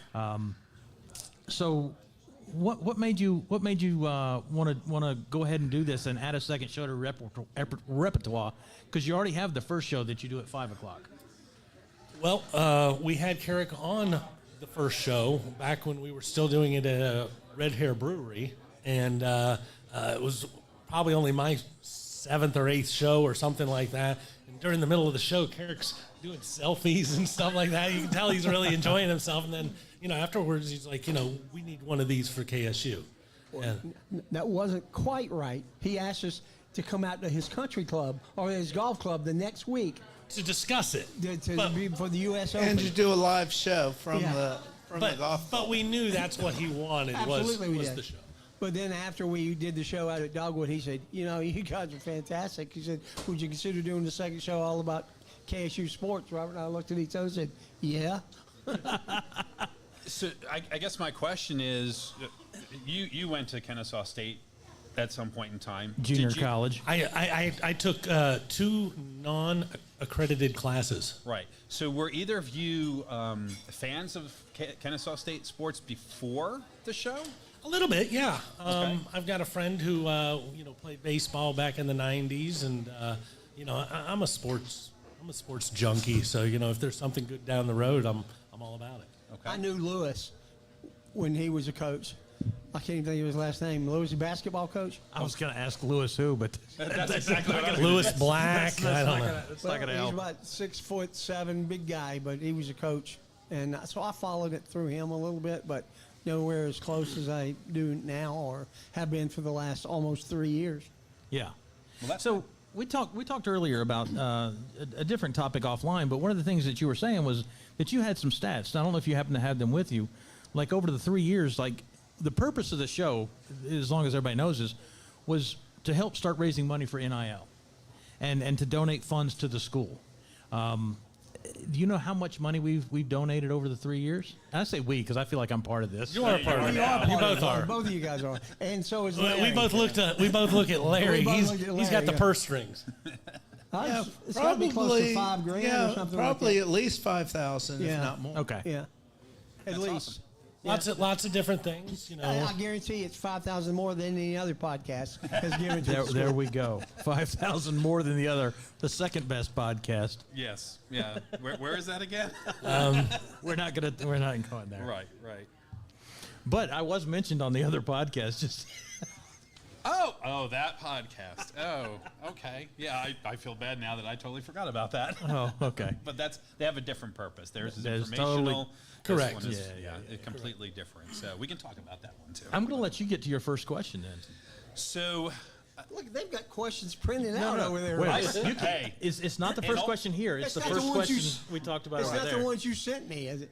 it may or may not be. Oh, I mean, jeez. I may have just sent those to you to kind of warm you up, like the debate, like a presidential debate. But I'm with you. We can go off script anytime. You know how that works. Absolutely. One of the Getting scared again. We've talked about a lot of topics throughout the years that we've been here.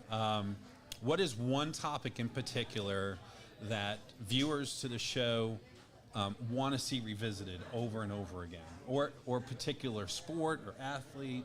Can you think of any? Yeah.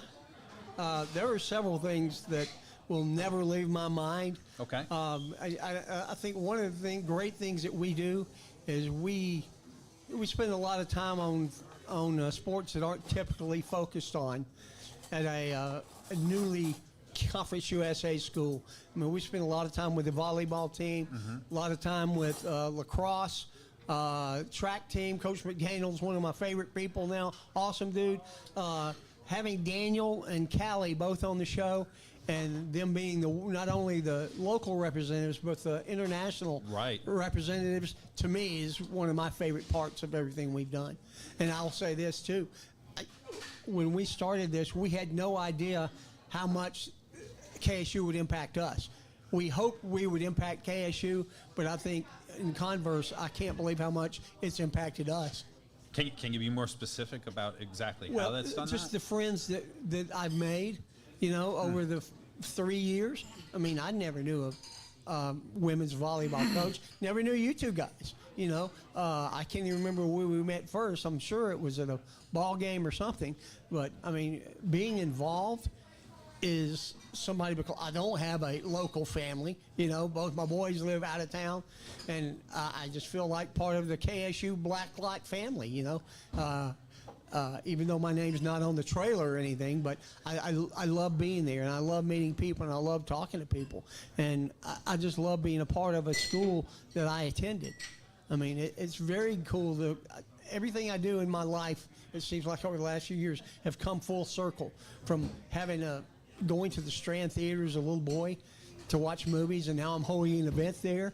And I went to Kennesaw Junior College, and now I'm running a show about KSU, co-hosting a show. Robert's as much or more a part of it than I am. I feel the same way today. Don't worry about it, Yeah. Robert. But I'm trying to be He's quiet here. running the show. I don't know if that's the specifics you were looking for, but yeah. Yeah, you know what I heard? I heard an idea in there. He said, "My name's not on the trailer?" I'm like, we can raise some money for NIL that way. You could pay to have your name. Sponsor the Blacklight. Right. What about you, Robert? Same thing that Chuck's talking about. I didn't know any of you guys ahead of time, and I'm a self-proclaimed know-it-all. And when we were first approached about the show, I told a few people, probably yourselves included, that give me a couple years, I'll memorize all of your stats, and I'll become your guru guy. And it was like, wow, I didn't realize you had this many stats already. you know, if you weren't here 20 years ago or 15 years ago, you don't remember this and you don't remember that. Right. And I guess that was my first thing that I thought was really cool. I really underestimated what I was getting into, and how much I would be able to master or figure out that quickly. And but then just some of the shenanigans on the show, whether it be Will and a basketball player eating as much food as possible, which still one of the greatest lines ever was right before the contest started. Will looked at the Colaroo looks at the waiter and he's like, "Hey, can I get a glass of water?" And you pulled a $20 bill out of your pocket like it was burning a hole, and you're like, "Not until after the contest." And it was like, that's brilliant. That is cutting edge brilliant. And then obviously Callie throwing the intern on her shoulder, Absolutely. Pumping out a few rounds with that, just some weird things where once again, you meet some people, and it's been a lot of fun. Well, I will always, one of the things that happened, it wasn't on the show, but it was here at Miller's, is I will always remember that Petway was named the head coach on a Wednesday because he came here for dinner that night and was sitting over in the corner. And we just kind of walked over like, "Hey, we see you're wearing Kennesaw." He's like, "Yeah, I'm the new basketball coach." Okay, we'd like you to walk over. No, and when the night that we had our very first coach, the lacrosse coach, Laura Manis, she was sitting on accident over in the corner, and Carrick went over and fetched her. Nobody makes mistakes of showing up on Wednesdays to Miller's Ale House without our knowledge. That's right. People know. And we've had some football players just accidentally show up. Absolutely. And we've met them and gotten to know them, yeah. Well, and we had the one show a month and a half ago where it was graduation, and there was a lot of people who were coming in for a graduation dinner, and, we had some old volleyball players, some old football players, all sorts of stuff. Yeah. So one of the things I want to ask is as we've gotten to know all these teams, we've gotten to know, football, basketball, lacrosse, as you mentioned, even women's golf we've had on the show. What one team I don't know if I'm going to ask it exactly as it's worded, but what team would you want to be embedded with to kind of see the inner workings of the team? That's not a good question. Yeah. A couple single guys being embedded with any of the things. You got to hand it. It's not a good answer. You got to hand it off to the volleyball team. The volleyball team. Every person who has ever come on from the women's volleyball team has just been, just such an awesome person, a person who you're rooting for, and they come and they come and they go and come and they go, and but it just seems like whatever Schunsel, whoever he invites to the school, it's a great person, and a great fit for the university, and awesome to have on the show. Well, one of the stats about the volleyball team that I still find striking is we've only had one transfer in all of this transfer portal madness. We've only had one transfer. And he hasn't lost anybody, I don't think, to the transfer portal. No. The transfer was a transfer in. Right. And I know last week or the week before we did the stat that the volleyball team had a 3.3 GPA. Right. Which, as a team, I think it was the 8th or 9th time Coach Schunsel has pulled that off. And, you start thinking about longevity and what it's like. It's okay this year. It's going to be easy because you're a bookworm and you're this. But what's it going to be like 4 years from now when none of these people are here? And he keeps producing at that level. So it's a lot of fun. And we've seen a lot of the athletes turn over now in 3 years. So it's funny, this time next year, it will be our beginning of our 5th year. And it's like we've gone through one whole class from freshman to senior. Yeah. And, I can't say enough about the athletes that we've had on from every sport. The girls' golf team was phenomenal. Dexter Williams blew me away as an interview. I mean, for a 22-year-old kid that spent a lot of time in Indiana and then went to my other alma mater, Georgia Southern, and then came here.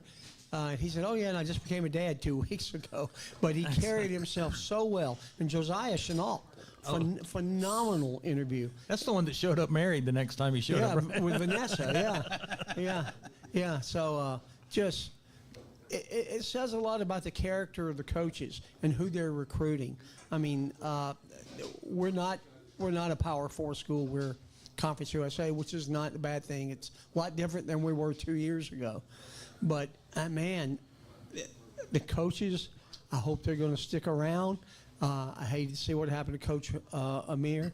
Wound up going to South Florida and then obviously passing away. But, man, if we could get coaches to stay here, if we just had that extra $2 or $3 million to keep them staying at KSU, this place can really become something special. I think Garrett and Will are going to help fund that. Well, we constantly are trying to grow the engagement, as I call it. And we do that in our own way, like through tailgates. Sure. I mean, we host what I think is very special. But I mean, when you have 100 people show up to a tailgate on an every game basis, something's going on there.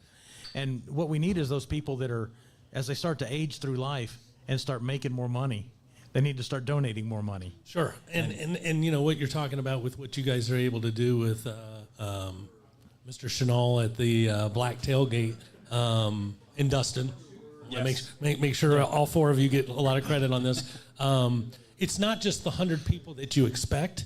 It's the 6 people you didn't expect. Right. You know, the 2 groups of 3 who wandered up not knowing, and you know, you met them with a smile. You gave them some barbecue or some cooked chicken, and you know, for against whoever the opponent is that week. You know, it's fun stuff. It's fun stuff what you guys are able to do. Another thing, mentioning coming to the tailgate, Garrett's kids were always there. And what tickled me to death, I was at Publix last week, and there was a kid with a KSU shirt on. And I asked his mom, I said, "Oh, what's your affiliation with KSU?" She said, "None, he just loves Kennesaw State." And I said, that's Garrett's kids. I mean, that's what KSU needs to become the next Georgia. I mean, we're bigger than Georgia now from a student capacity. And the more kids of that generation that become KSU fans, it'll make it grow, and it'll make it more impressive to walk around town and seeing thousands of kids, not 3, wearing KSU jerseys. Yeah, because if you go back to 2013, which is when I graduated, people just didn't wear the Kennesaw logo that often. No. And we're seeing that change now. And when you did, it was somebody who definitely graduated. It wasn't a person by chance. But, you know, as you guys are talking about it, 12 years ago, they didn't sell shirts at Walmart and Walgreens and CVS. And now you can find, you know, clothing anywhere. Speaking of that, I do want to share this on the show. I was out shopping. Garrett and I. It's your show. You share whatever you want. Garrett and I, and along with Tom Chenal, did a little preseason tailgate thing at my church where we cooked for 50 guys. But while I was at shopping for groceries, I was at Costco, and they are now selling tickets at Costco. So the Costco in Woodstock, you can go buy 2 tickets for like and a parking pass. For $50. And it's any game. To any game. Yeah, that includes the conference games.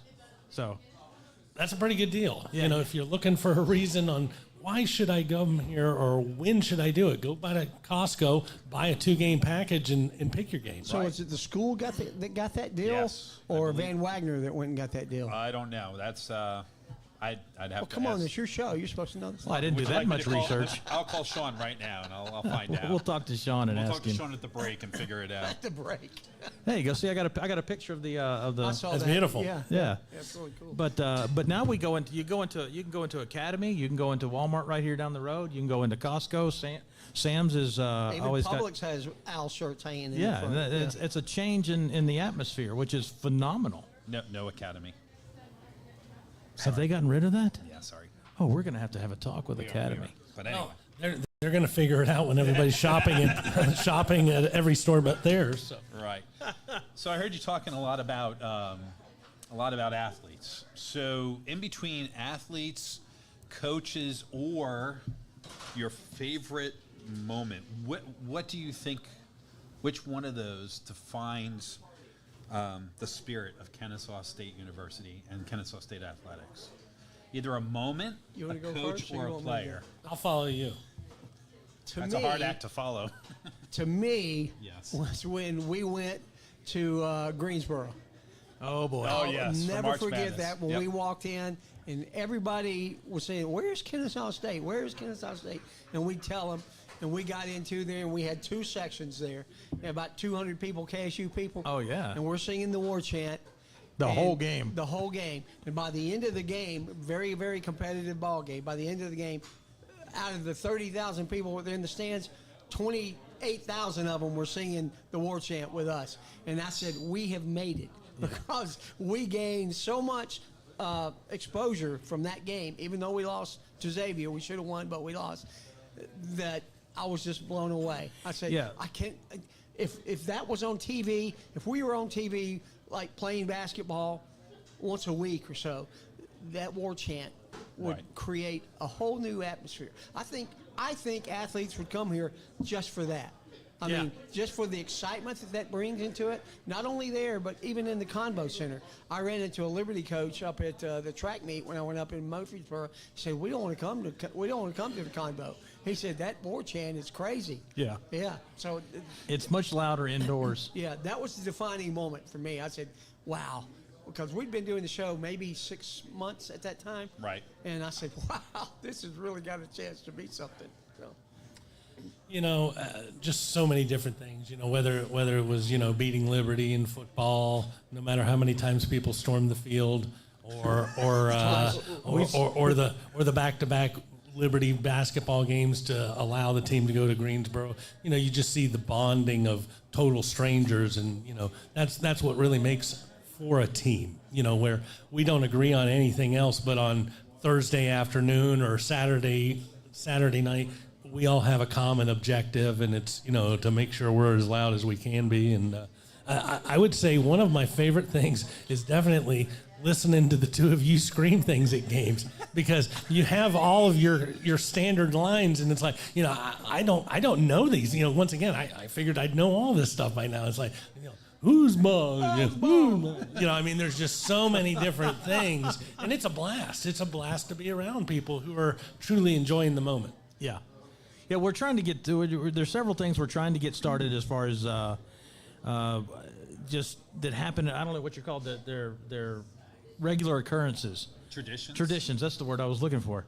I'm glad he's here. He's my thesaurus tonight. Right hand man. I can't say thesaurus, but thesaurus? That's what he is. But trying to get those traditions started. I mean, we've got a really strange. What I think is a strange one, but I enjoy it.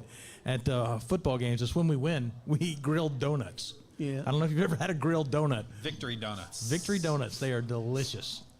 And so you always buy donuts before the game? Yes. And then you Absolutely. just have them hidden? Yes. And when you win, somebody pulls them out of Garrett's back seat? And they're always Krispy Kreme. The Krispy Kreme. Nothing wrong with that. And they're put on a Blackstone and warmed up, and they are fantastic.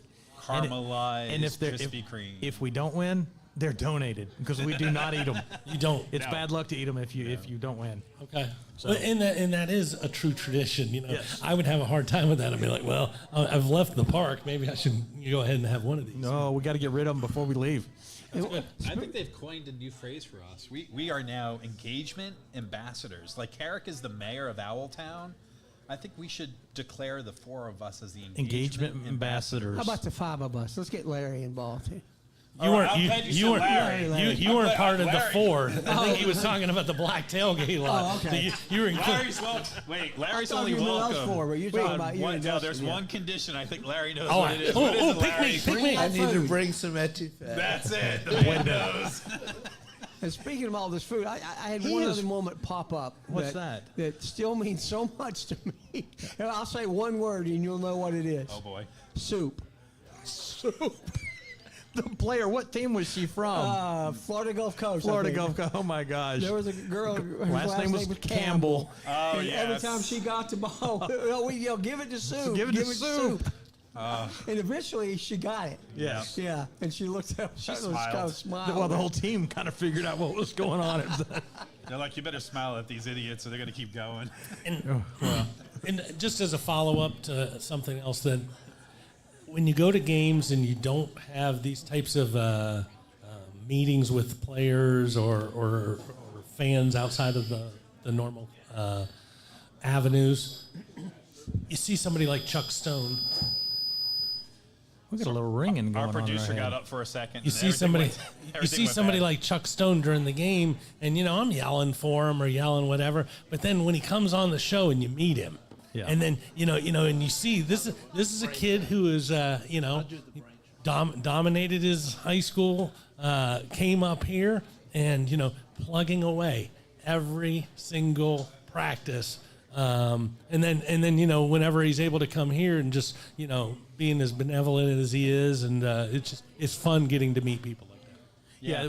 Sorry.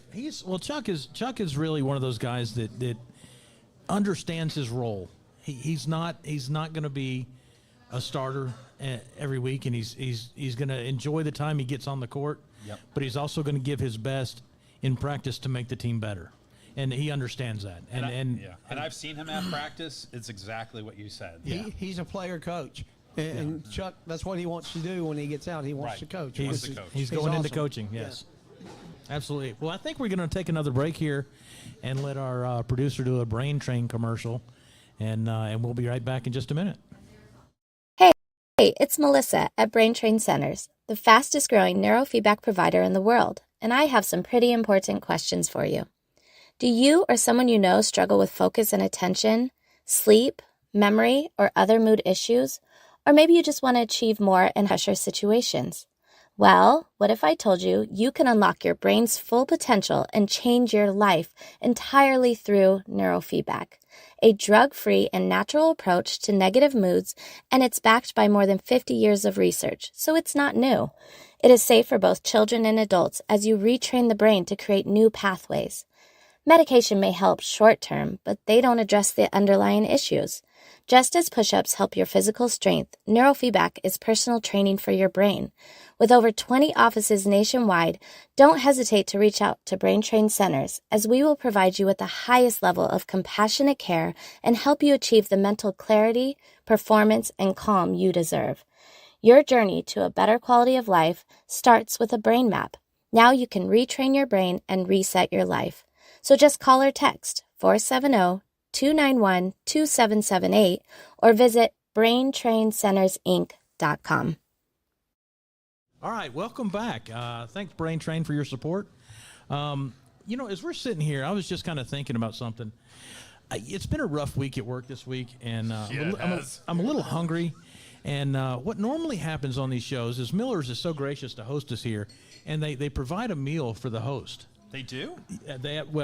I thought they did because Chuck and Robert always eat free every week. They asked us to host today. You gotta host the early show too. Look at Larry got our back. Larry's got our back. That doesn't happen very often in public, at least. Oh, so they plan that. They plan that. They want us to ask that question just so Larry can step in and be the hero for the night.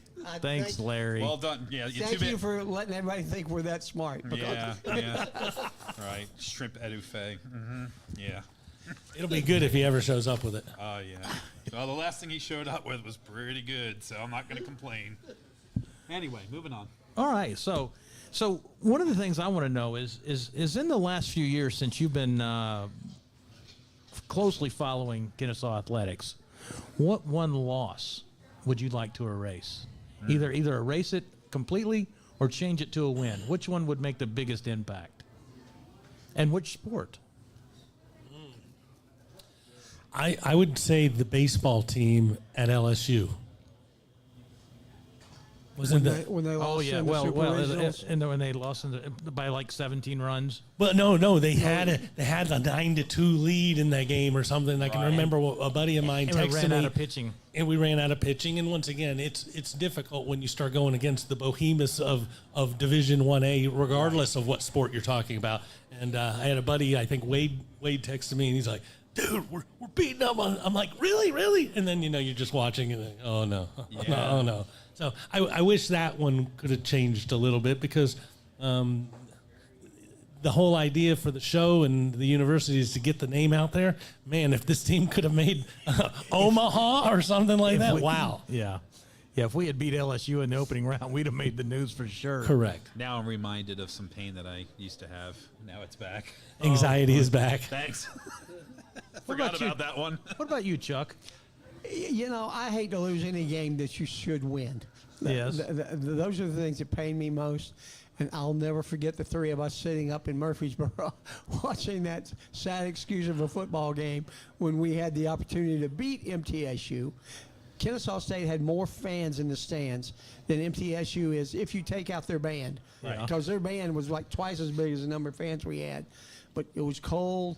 We lost 15-2 or something like that. There was no points in that And it was game. about 2 degrees. I lost about 4 toes. Yeah. Yeah, but that was a game we should have won. We had no Absolutely. business going up there and losing that game.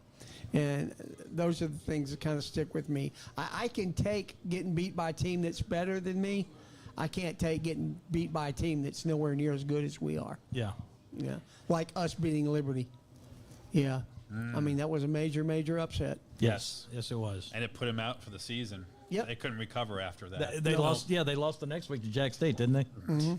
They just couldn't. Yeah, recover. correct. They hadn't Right. they hadn't lost. They were since- undefeated. They were undefeated the year before. Lost to Oregon in a game that was, and then was running the table yet again. And then once we beat them, they just spiraled out of control. I think it was me crying on the field after we stormed the It field. was probably something you yelled at them. I don't think I yelled anything at them. I'm sure you did. I was too shocked that we were out there on the field. Storming the field number 1 or storming the field number 2? Well, that was 2 times in one day. I've been on the field twice after a game. Yeah. So in 2017, when we won the conference championship for the first time, it was like a slow parade onto the field. Right. And I mean, it was just like Everyone was afraid. everyone was afraid because we'd never done it before. And we didn't want to get fined. And we didn't want to get in trouble, so we just kind of stepped over the railing and started walking, and nobody said anything. So we just kind of kept walking. So speaking of Liberty, Oh boy. and my favorite group. So who do you think is the biggest rival? Not because of what happens on the field, but what happens off the field. Geographically, I would have to say because of that, and I realize that's not off the field, but I'd like to say that at some point in time that answer will be Georgia State or Mercer or something a little bit closer. But I think it's Jack State. I think there could be a rivalry there with MTSU, but right now it's Jack State. We've as you guys could school me on, these two have been playing head to head for a long time, moving up with each other. So there is a little bit of history there. Right. And ever since they moved up, we haven't been able to beat them in football. Jack State. Yes. And we were winning at halftime. Yeah. The first year they had moved up. Was the last time we beat them at SunTrust Park? Last time we beat them is when we And were yes. 7 overtimes. before Conference USA. Yeah. Yeah, but that was at SunTrust Park, yeah. right? Yeah, and they entered before us, so they had a year advantage. And then this year, though, come on, Mac. Come on, Mac. Show I me. still have high It's hopes time for the Mac attack. I still have high hopes for our barnyard brawl. Yes. I'm still not I dying haven't on forgotten about that, and I really, really want to make something with that. I just don't know how to So do we're it yet. playing at Jacksonville State this year. Right. So if somebody wants to sponsor a big poster to go on the side of a trailer, we can get your name on the trailer too. We can make it the Barnyard Brawl. that. Talk to Larry over there. He's the sign man. He's the sign man. He's the everything man. I was going to say, he does Because I can tell you right now that there Came will, up with this good-looking bobblehead. That's a well handsome-looking dude. I've got the bad view here. Hey, that's my butt. Only on certain weeks. That's true. That's true. That's his butt only All on right. certain weeks. So which one do you think? I think the exact same way Robert did. Jackson. I heard a couple of the coaches say how cool it would be to have that relationship with Georgia State being 20 miles away. Yeah. I think eventually, maybe not in my lifetime, that could be the main rivalry. But right now, it's got to be Jacksonville State. I love beating Liberty, like Garrett said, but geographically and from an angst position, I would have to go with Jacksonville State. And Liberty has all of the intangibles that we hope to have as a college or a university with the money that they have. So we really don't have a lot in common, truly, with in their them. private school. In their private school. Absolutely. Yeah.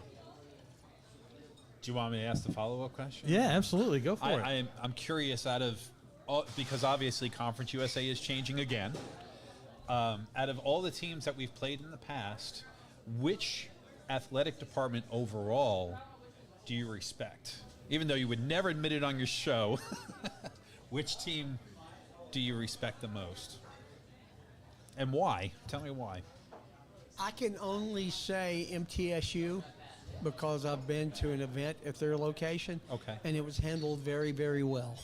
I thought everything at the track, at the Conference USA track meet, was handled impeccably. Everything was from getting in to parking, everything. It seemed like they had everything going for them. And MTSU's been around a long time.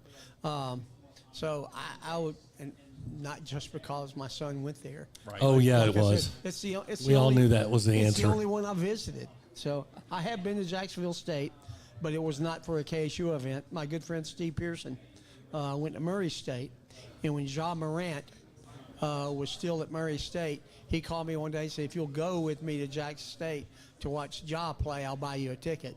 So we went over there and we sat in a gym that is a lot smaller than ours, or it appears to be a lot smaller than ours, to watch a basketball He game. took you to Murray County, not Murray State. No, he took us to Jacksonville State. He took you to the woods in South Alabama. He took me to Jacksonville State. He's from Murray State. Where are you going? So, We're going yeah. to L.A. Not the right one. Not the right. So yeah, very, very small gym compared to what we have. I Yeah. thought, yeah. So those are the only two I've really visited. I think, if I have to think harder, Robert's ready. I don't have a reason. I don't like any of the teams that we play against. That's I asked. I didn't say if you like them. I just said which one do you respect. Correct. And as I've used you before, Garrett, as my religious offering, am I allowed to hate a Christian school? Absolutely. Yeah, okay. Just trying to cover bases. The one thing I would say while doing research for different sports and watching different things is how good of all of the programs Western Kentucky has. You look at Western Kentucky and it's like, well, what's their baseball record? They're always good. what's their football? They're always good. They're the one with the good volleyball program, right? Correct. They have a volleyball program. So it's all of the different sports where you get to see them, and a lot of things when you're at our level are hit or miss with your different programs, but they kind of seem like they're hitting on all cylinders. They don't have the best barbecue, though. No. Well, and there's still the red blobs. I didn't say we like them. But they may not have the best barbecue, but I will tell you that community has sold out for that university at every location. Everything is Red Blob special, this special, and they all have team stuff all over the walls, up to date for that current year. And they all build Corvettes. That's the only job. Yeah, and they have the Corvette Museum. And they have the Corvette Museum. So because we traveled up there for the game last year, and every restaurant we went into was they had something dedicated to the university there. The community was sold out for their school. Well, and it's the same thing that you guys were talking about trying to do with your tailgate and having traditions and how whether you're screaming something at a baseball or a football game and how you'd like that. There's a place where it's been a tradition for so long. So, hopefully it won't be long before Miller's Ale House and a few other places on this road start coming up with their, I guess it's kind of, what's that? It's an owl sandwich. Oh my God, that sounds horrific and against the law. No, it's not that kind of owl. We'll just have to call it the Scrappy Special. Scrappy Special. I think they're onto something here which will develop, and I think if other restaurants are watching, they're going to learn. I almost thought I'm going to have a bowel of soup. Oh no! Are we back on number 2 again? He is. We got to get on to number 2. We've got to move on. All right, transition again. All right, let's do the last. Let's do the last commercial. Last commercial. Oh, good timing, Larry. Good timing. There are a lot of places to get your oil changed in the Kennesaw area. But if you're looking for a personal experience, then stop in at Castro Kennesaw Express Lube or Lost Mountain Express Lube. We'll always do our best to get you in and out quickly, safely, and without a whole lot of fuss. We're a true owner-operated business where you'll find Brian under a car or hood at one of the shops. We offer experienced, knowledgeable technicians and the latest computer software to help you maintain your new car warranty and keep your pride and joy running for the next 100,000 miles. We proudly offer Castrol products. Oh, that's beautiful. Oh. I don't think we've ever had 5 people say it at the same time. That was neat. I got a And little you, class. hey, Got to do the next question. you're clearly going to be on a PBS special soon, I hope- reading things. I don't know what it'll be, but you're right there. They'll use my voice for AI one of these days. Anyway, All right. So we've had Milton on the show. Yep. Our athletic director. If something were to happen and we were to make you athletic director for a day, what's the first change you would make? Interesting. I would say, one of the things that I always thought of when you add, what will be the next sport at KSU? And, I used to think I had that one pretty much pegged, and it would be men's lacrosse or men's soccer, because we already have a women's team for both things. So it's kind of already set up for it. But because of the way Title IX. Title IX works, thank you. You guys are great hosts. we're working on it. Because of that, it sounds like the next thing might be a women's bowling team. So not the most exciting thing in the world. But I think just I bet if we were to attend a women's oh my bowling, God, we would have a blast, and you would be screaming all sorts of things. We might get banned from that bowling alley. Things are not exciting until you hit 290 and it's the last frame, or 260 in the last. frame. Yeah, I was gonna say 260. Oh, see, Yeah. we'll learn. But no, you cannot yell something at women about throwing the ball hard. It will not work. Or keep your mind out of the gutter. Yeah. Well, that's that way. We would invite you for that. All one. right, you two, moving on. Let's go. We're running out of time here. Oh, we got plenty of time. Plenty of time. What's your next question? No, he hasn't answered Oh, yet. you got to answer. You're not your letting him get athletic away director. that easy, are you? I would make some personnel changes and marketing changes. Is he talking about us? No. You know exactly who I'm talking about. Yes. Well, I'm gonna cut off his mic if he doesn't wise up real quick. All right. It has something to do with. No, it really doesn't. It really doesn't. I told you not to ask that question. You guys about it all the time. You know, my first change. Anyway. we love you, Milton. Has nothing to do with Milton. No, it does not. It didn't. No, but I still felt obliged to say that. No, absolutely. I said And by the way, that was a speaking, tough question. Speaking of Milton, have you seen Milton lately? Looking good. He's lost weight. Yeah. And he kind of came to me because after I lost my 100 pounds, he kept coming to me going, "How did you do this?" And I kind of kept telling him, he's like, I don't know about all that. I don't know about that eating less. But whatever he did, I don't know what he's done, but whatever he's done is looking good on him. It could be that he got it remarried, didn't he? Yeah. And then he started losing weight. Changed the name from Milton to Wilton. All right. I think you better think about having this guy back on the show again. Yeah. I told you, you're safe. Not so much. Braves require somebody. Huh. So, one of the things I've noticed about the show that you do, this show in particular, the guests, you talk about family environment, things along those lines. The guests seem to be pretty transparent the majority of the time. But if you could remove their transparency filter 100% and get the raw truth out of them, no matter what question you asked, what prior guest would you have on the show, past or present? Yeah, I told you, we're just warming up to the hard ones. I would say Coco, volleyball player, Coco Brown. So between Coco and the other girls, when they came on and they were all talking about Reverse Oreo? there was Reverse Oreo. That was their singing group's name. But they were all talking about Manu.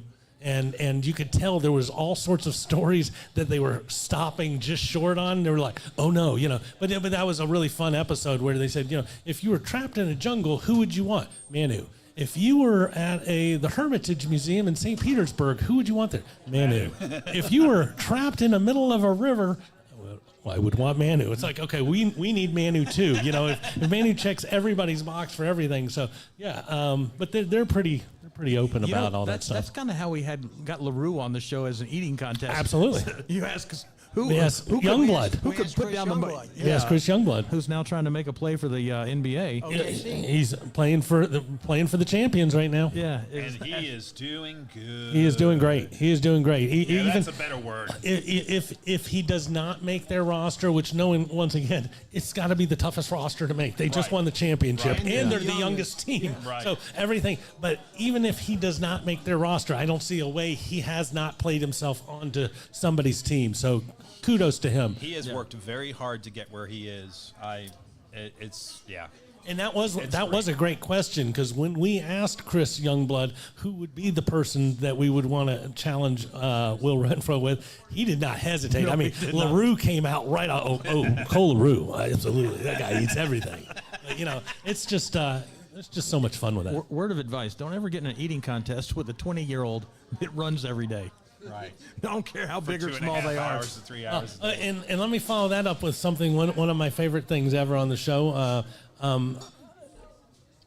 Mr. Chenault was over here, Josiah, and after he was on the show, he was sitting over on the side, and I ran into him, and I was like, "What are you doing?" He's like, "Oh, it's my birthday." I was like, "Oh, that's cool. Yeah, how old are you?" He's 21 years old. He's sitting by himself because he just came through the portal, doesn't know anybody in this town, and I was like, we need to buy him dinner. And I didn't think we at that point. I'm glad Larry stepped up and said, "Yeah, we can do that."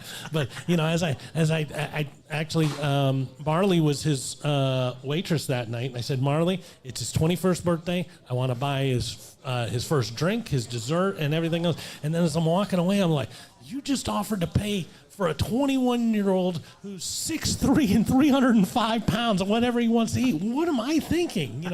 But the show blinded me for a minute, and it was an okay thing. And it's a really good thing you're not a donor. Yes, correct. Just had to put that out there. Absolutely. Anyway. Yeah, lots of good times. You still haven't answered my question. What was the question? He's forgot the question. If you could, If I, in-depth interview, honest responses, past or present, coach or player, who would you have? I really like to get into Milton's mind, Right. and find out what's going on inside there. It's got to be a very difficult position, and I really liked Vaughn before him. Right. And I got to spend some time with Vaughn, even talked to Vaughn about doing a TV show about the KSU football team, kind of like First Take or whatever that they do for the pros. And he was all about it. By the way, I don't know if you know this. The Service League of Cherokee County, which is like a women's organization that raises money for school children, they used to do this thing where they had like a big dinner and an event, and they for several years raising money. They were doing like a Dancing with the Stars thing. Yeah. And they were getting celebrities from the local area. Vaughn got on that and danced on that show. Well, Mush and did a Ministry great does job. something like that. Yeah, and I got a buddy of mine that's won that. But somebody else I really would get to, because now she's married. I think she's a mom. Is Lauren Chastain. Lauren, She was great. and the coolest thing we did with Lauren was we called her volleyball high school coach. Live on the show. And had her call live in on the show to talk to Lauren. And those are the kind of things that, keep me coming back. I love hearing these kids' stories and where they've been and where they're going or where they want to go is everything to me. I mean, it keeps me young. Right. I mean, my relationship with Callie is pretty cool. I mean, we're texting when she's in Germany. Right. That's a good luck and all that stuff. And I just appreciate the time that they give to us and the coaches that encourage them to give to us, because we're here for them. They're not there for us. We're here for them. I think you said something really important there that a lot of us forget, especially, you look at social media about Milton during times throughout the history that he's been here. It really does have to be tough to be in that position, to know what you know on a continuous basis and to only be able to give so much of it out at any given time. Sure. And everything falls on you. The entire program, the athletics program, falls on you.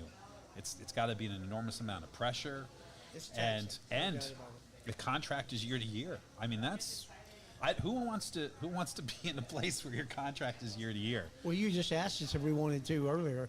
I would do that job. I would love that job. Yeah. You remember George Olney? Yes. I would have loved to have been George's assistant or whatever. George, he had so much passion for the school, just like you guys do. He loved the school, and he would do anything for it. And he's the reason I started kind of paying attention again when he and I became friends at Marietta Business Association. So I've had loose ties to KSU for a long time, but nothing like what it's been the last 3 years. Yeah, I think that the athletic department, well, there's a lot of departments at Kennesaw that have the same problem, is if you look at the size of the athletic department that Kennesaw has relative to the number of students, we have a tenth the size of the athletic department that Georgia has. Now, obviously at Georgia and Georgia Tech, they're doing more, like they've got more fans at the stadium, they've got more things going on. But bigger, high-profile high school athletes. Yes, but we still have to do the same. We still have to arrange schedules for all the programs. We still have to arrange all the marketing. We still have to do all the relationships with Adidas to get our uniforms and things like that. And they have to do that with the size department they have. And I just keep hoping that we'll get more donors, we'll get more people involved, get more people engaged, as I like to say, so that we can kind of grow the department and get on that same scale. Well, that's the purpose of your show, right? To help bring more dollars in to KSU? Yes. Yeah. Spread the word. That's why we're here. Are they quitting? Have they not told us that this is just a trial interview and they're just moving on? I hope not, because we may have failed. Larry, put Garrett's picture in there quick. My butt's a lot bigger than that. But anyway. So's mine. You want to ask this one? Or which one? I think you should ask the last one. The last one. No, let me ask the other one before. We have a couple more minutes. There you go. So what's one thing you wish non-fans understood about Kennesaw State, and one thing fans need to hear more often? The war chant is what they need to hear more often. Okay. And they need to know the passion of the fans that are the true passionate fans, like you guys, and the Vickers, and the Kirks, and everybody that comes to all the ball games, and Brandon. I mean, all these guys that support the sports, if they would spend some time with you guys, it would draw them in. I mean, that's just my opinion, but iron sharpens iron, you know, and you guys are the class of the group, and just being a part of it, it's an honor for me. So. Yeah, the class of the group. After that line, you're going to have to repeat the question, because I completely forgot what you asked. What do fans need to hear more often, or people need to hear more often? You touched on it earlier with, we need more donations. Yeah. When you go from a small school that's only had a football program for 10 years, and you're trying to go to the big leagues and do everything that we're doing. We have a stadium that holds how many seats? 8,800. Yeah. 8,800 With standing room. Yeah. It's only 1,200 less than Buford. There you go, and that's really where it starts coming in. I know when we moved up to Division 1A, you're supposed to have at least a 30,000 seat stadium or something. I thought it was 15. 15. They dropped that rule, by the way. Okay, but so we need a stadium that holds 7,000 more seats, but we don't sell out what we have. Right.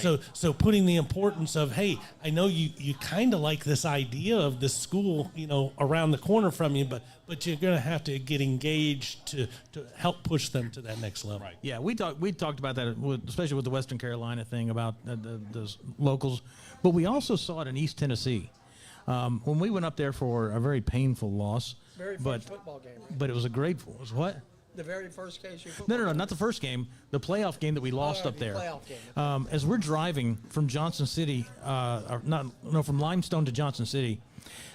We were noticing that they had I don't know what they're called, but like the real estate signs in the yard. Correct. They're the election signs, but they Yes. were all like supporting the school. I don't know who had handed these out or how they got in the community, but in the community, a lot of the yards had these little things in the Almost yard. every other house. At some Yeah, places. it was really impressive. It was kind of cool that there were so many of them. You're driving through the countryside.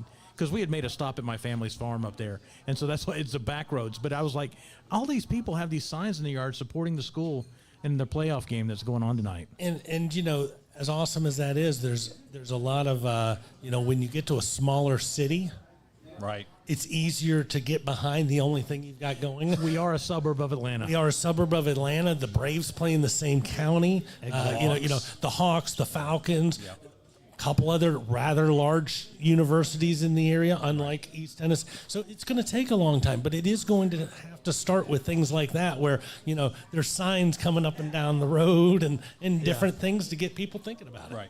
All right. I've changed one of my answer. I'd hire myself as the marketing guy. That's what I would do if I was there. There you go. All right. So there's a tradition on this show, and we don't want to break tradition just because we're hosting. I already know this one. We should know the answer to it. Too. No. Who's the most famous person in your phone? Well, he's got a lot of different people. He books all these things. We only have 60 seconds, so Go ahead and let him have it, Chuck. Let me think about who might be in my phone. And wait a minute, there's a second. Who's the most famous person the answer that we've had throughout the 3 years to that question? There's a lot of good answers to that So we need one. those two answers. I think Dabo Sweeney's probably the one we've had most often. 3 or 4 people have said Dabo Sweeney. My favorite one was, I can't remember who else he said. He said Dion last week, and then he said somebody else after Dion. I couldn't remember who it was. Well, Jerry Rice. Jerry Rice. Yeah. Coach Bohannon. Coach Bohannon. Yeah, I wanted to call Jerry Rice right then. But I would have to say it's one of the KSU athletes, Daniel Hall, or Travis Bell. Okay. Or Chris Youngblood. They're all 3 in my phone. Callie Terza. Yeah. They're international athletes. And how can they not be? that's pretty cool. At one point in time, it might have been somebody else, but right now, that's who they are. Yeah. It's nice to know I still have a chance. It's a shifting list. It's a shifting list. Well, it depends on the barometer today. Right. I'm going to go with a musician that I know, Todd Smalley. Todd Smalley is probably the most famous person in my phone. Not that you guys know him clearly, but Gonna have to look him up. he's a bass guitarist. He was playing. Do you remember the Derek Trucks band? Okay. Yeah. So the was it the Leonard Skinner's drummers, slide guitar. So this kid started playing slide guitar at age 12, and my friend started touring with him at that young age, and met a lot of people, done a lot of things. I believe we've hit the end of the hour. Yeah. So Have we hit the end of the hour, producer? Yeah, we're there. thanks, Larry. Larry didn't give us a countdown and go, it's time. Yeah. Well, He never does. No, we're very lenient. I just want to say thanks Hey, for if we're everybody. very lenient. We got 20 more questions. So Oh, my just goodness. kidding. Well, go ahead and tape it. No. We'll skip next week. No, we got to count to 10 after we get off the air before we can ask those questions. And That's then right. you guys change shirts, and then we'll pretend it's like a different week. Oh, okay. Yeah, just in case someone gets sick or needs a vacation. Got it. Could be Larry. Well, thank you very much for being on our show tonight. We appreciate it, gentlemen. It's always you a for the pleasure having you invitation. here. Thank you very much. Thank you. And, if you guys are ever, without anybody else to talk to, We'll definitely call you. We'd love to Don't- have, don't we'd call love to have me, you but- guys on our show sometime too. Oh, okay. Absolutely. Don't call me, I'll call you. Yeah. Yeah, kind of. All right, it's time to sign off, and we will see you next week. And one more Join big. us. Hoodoo!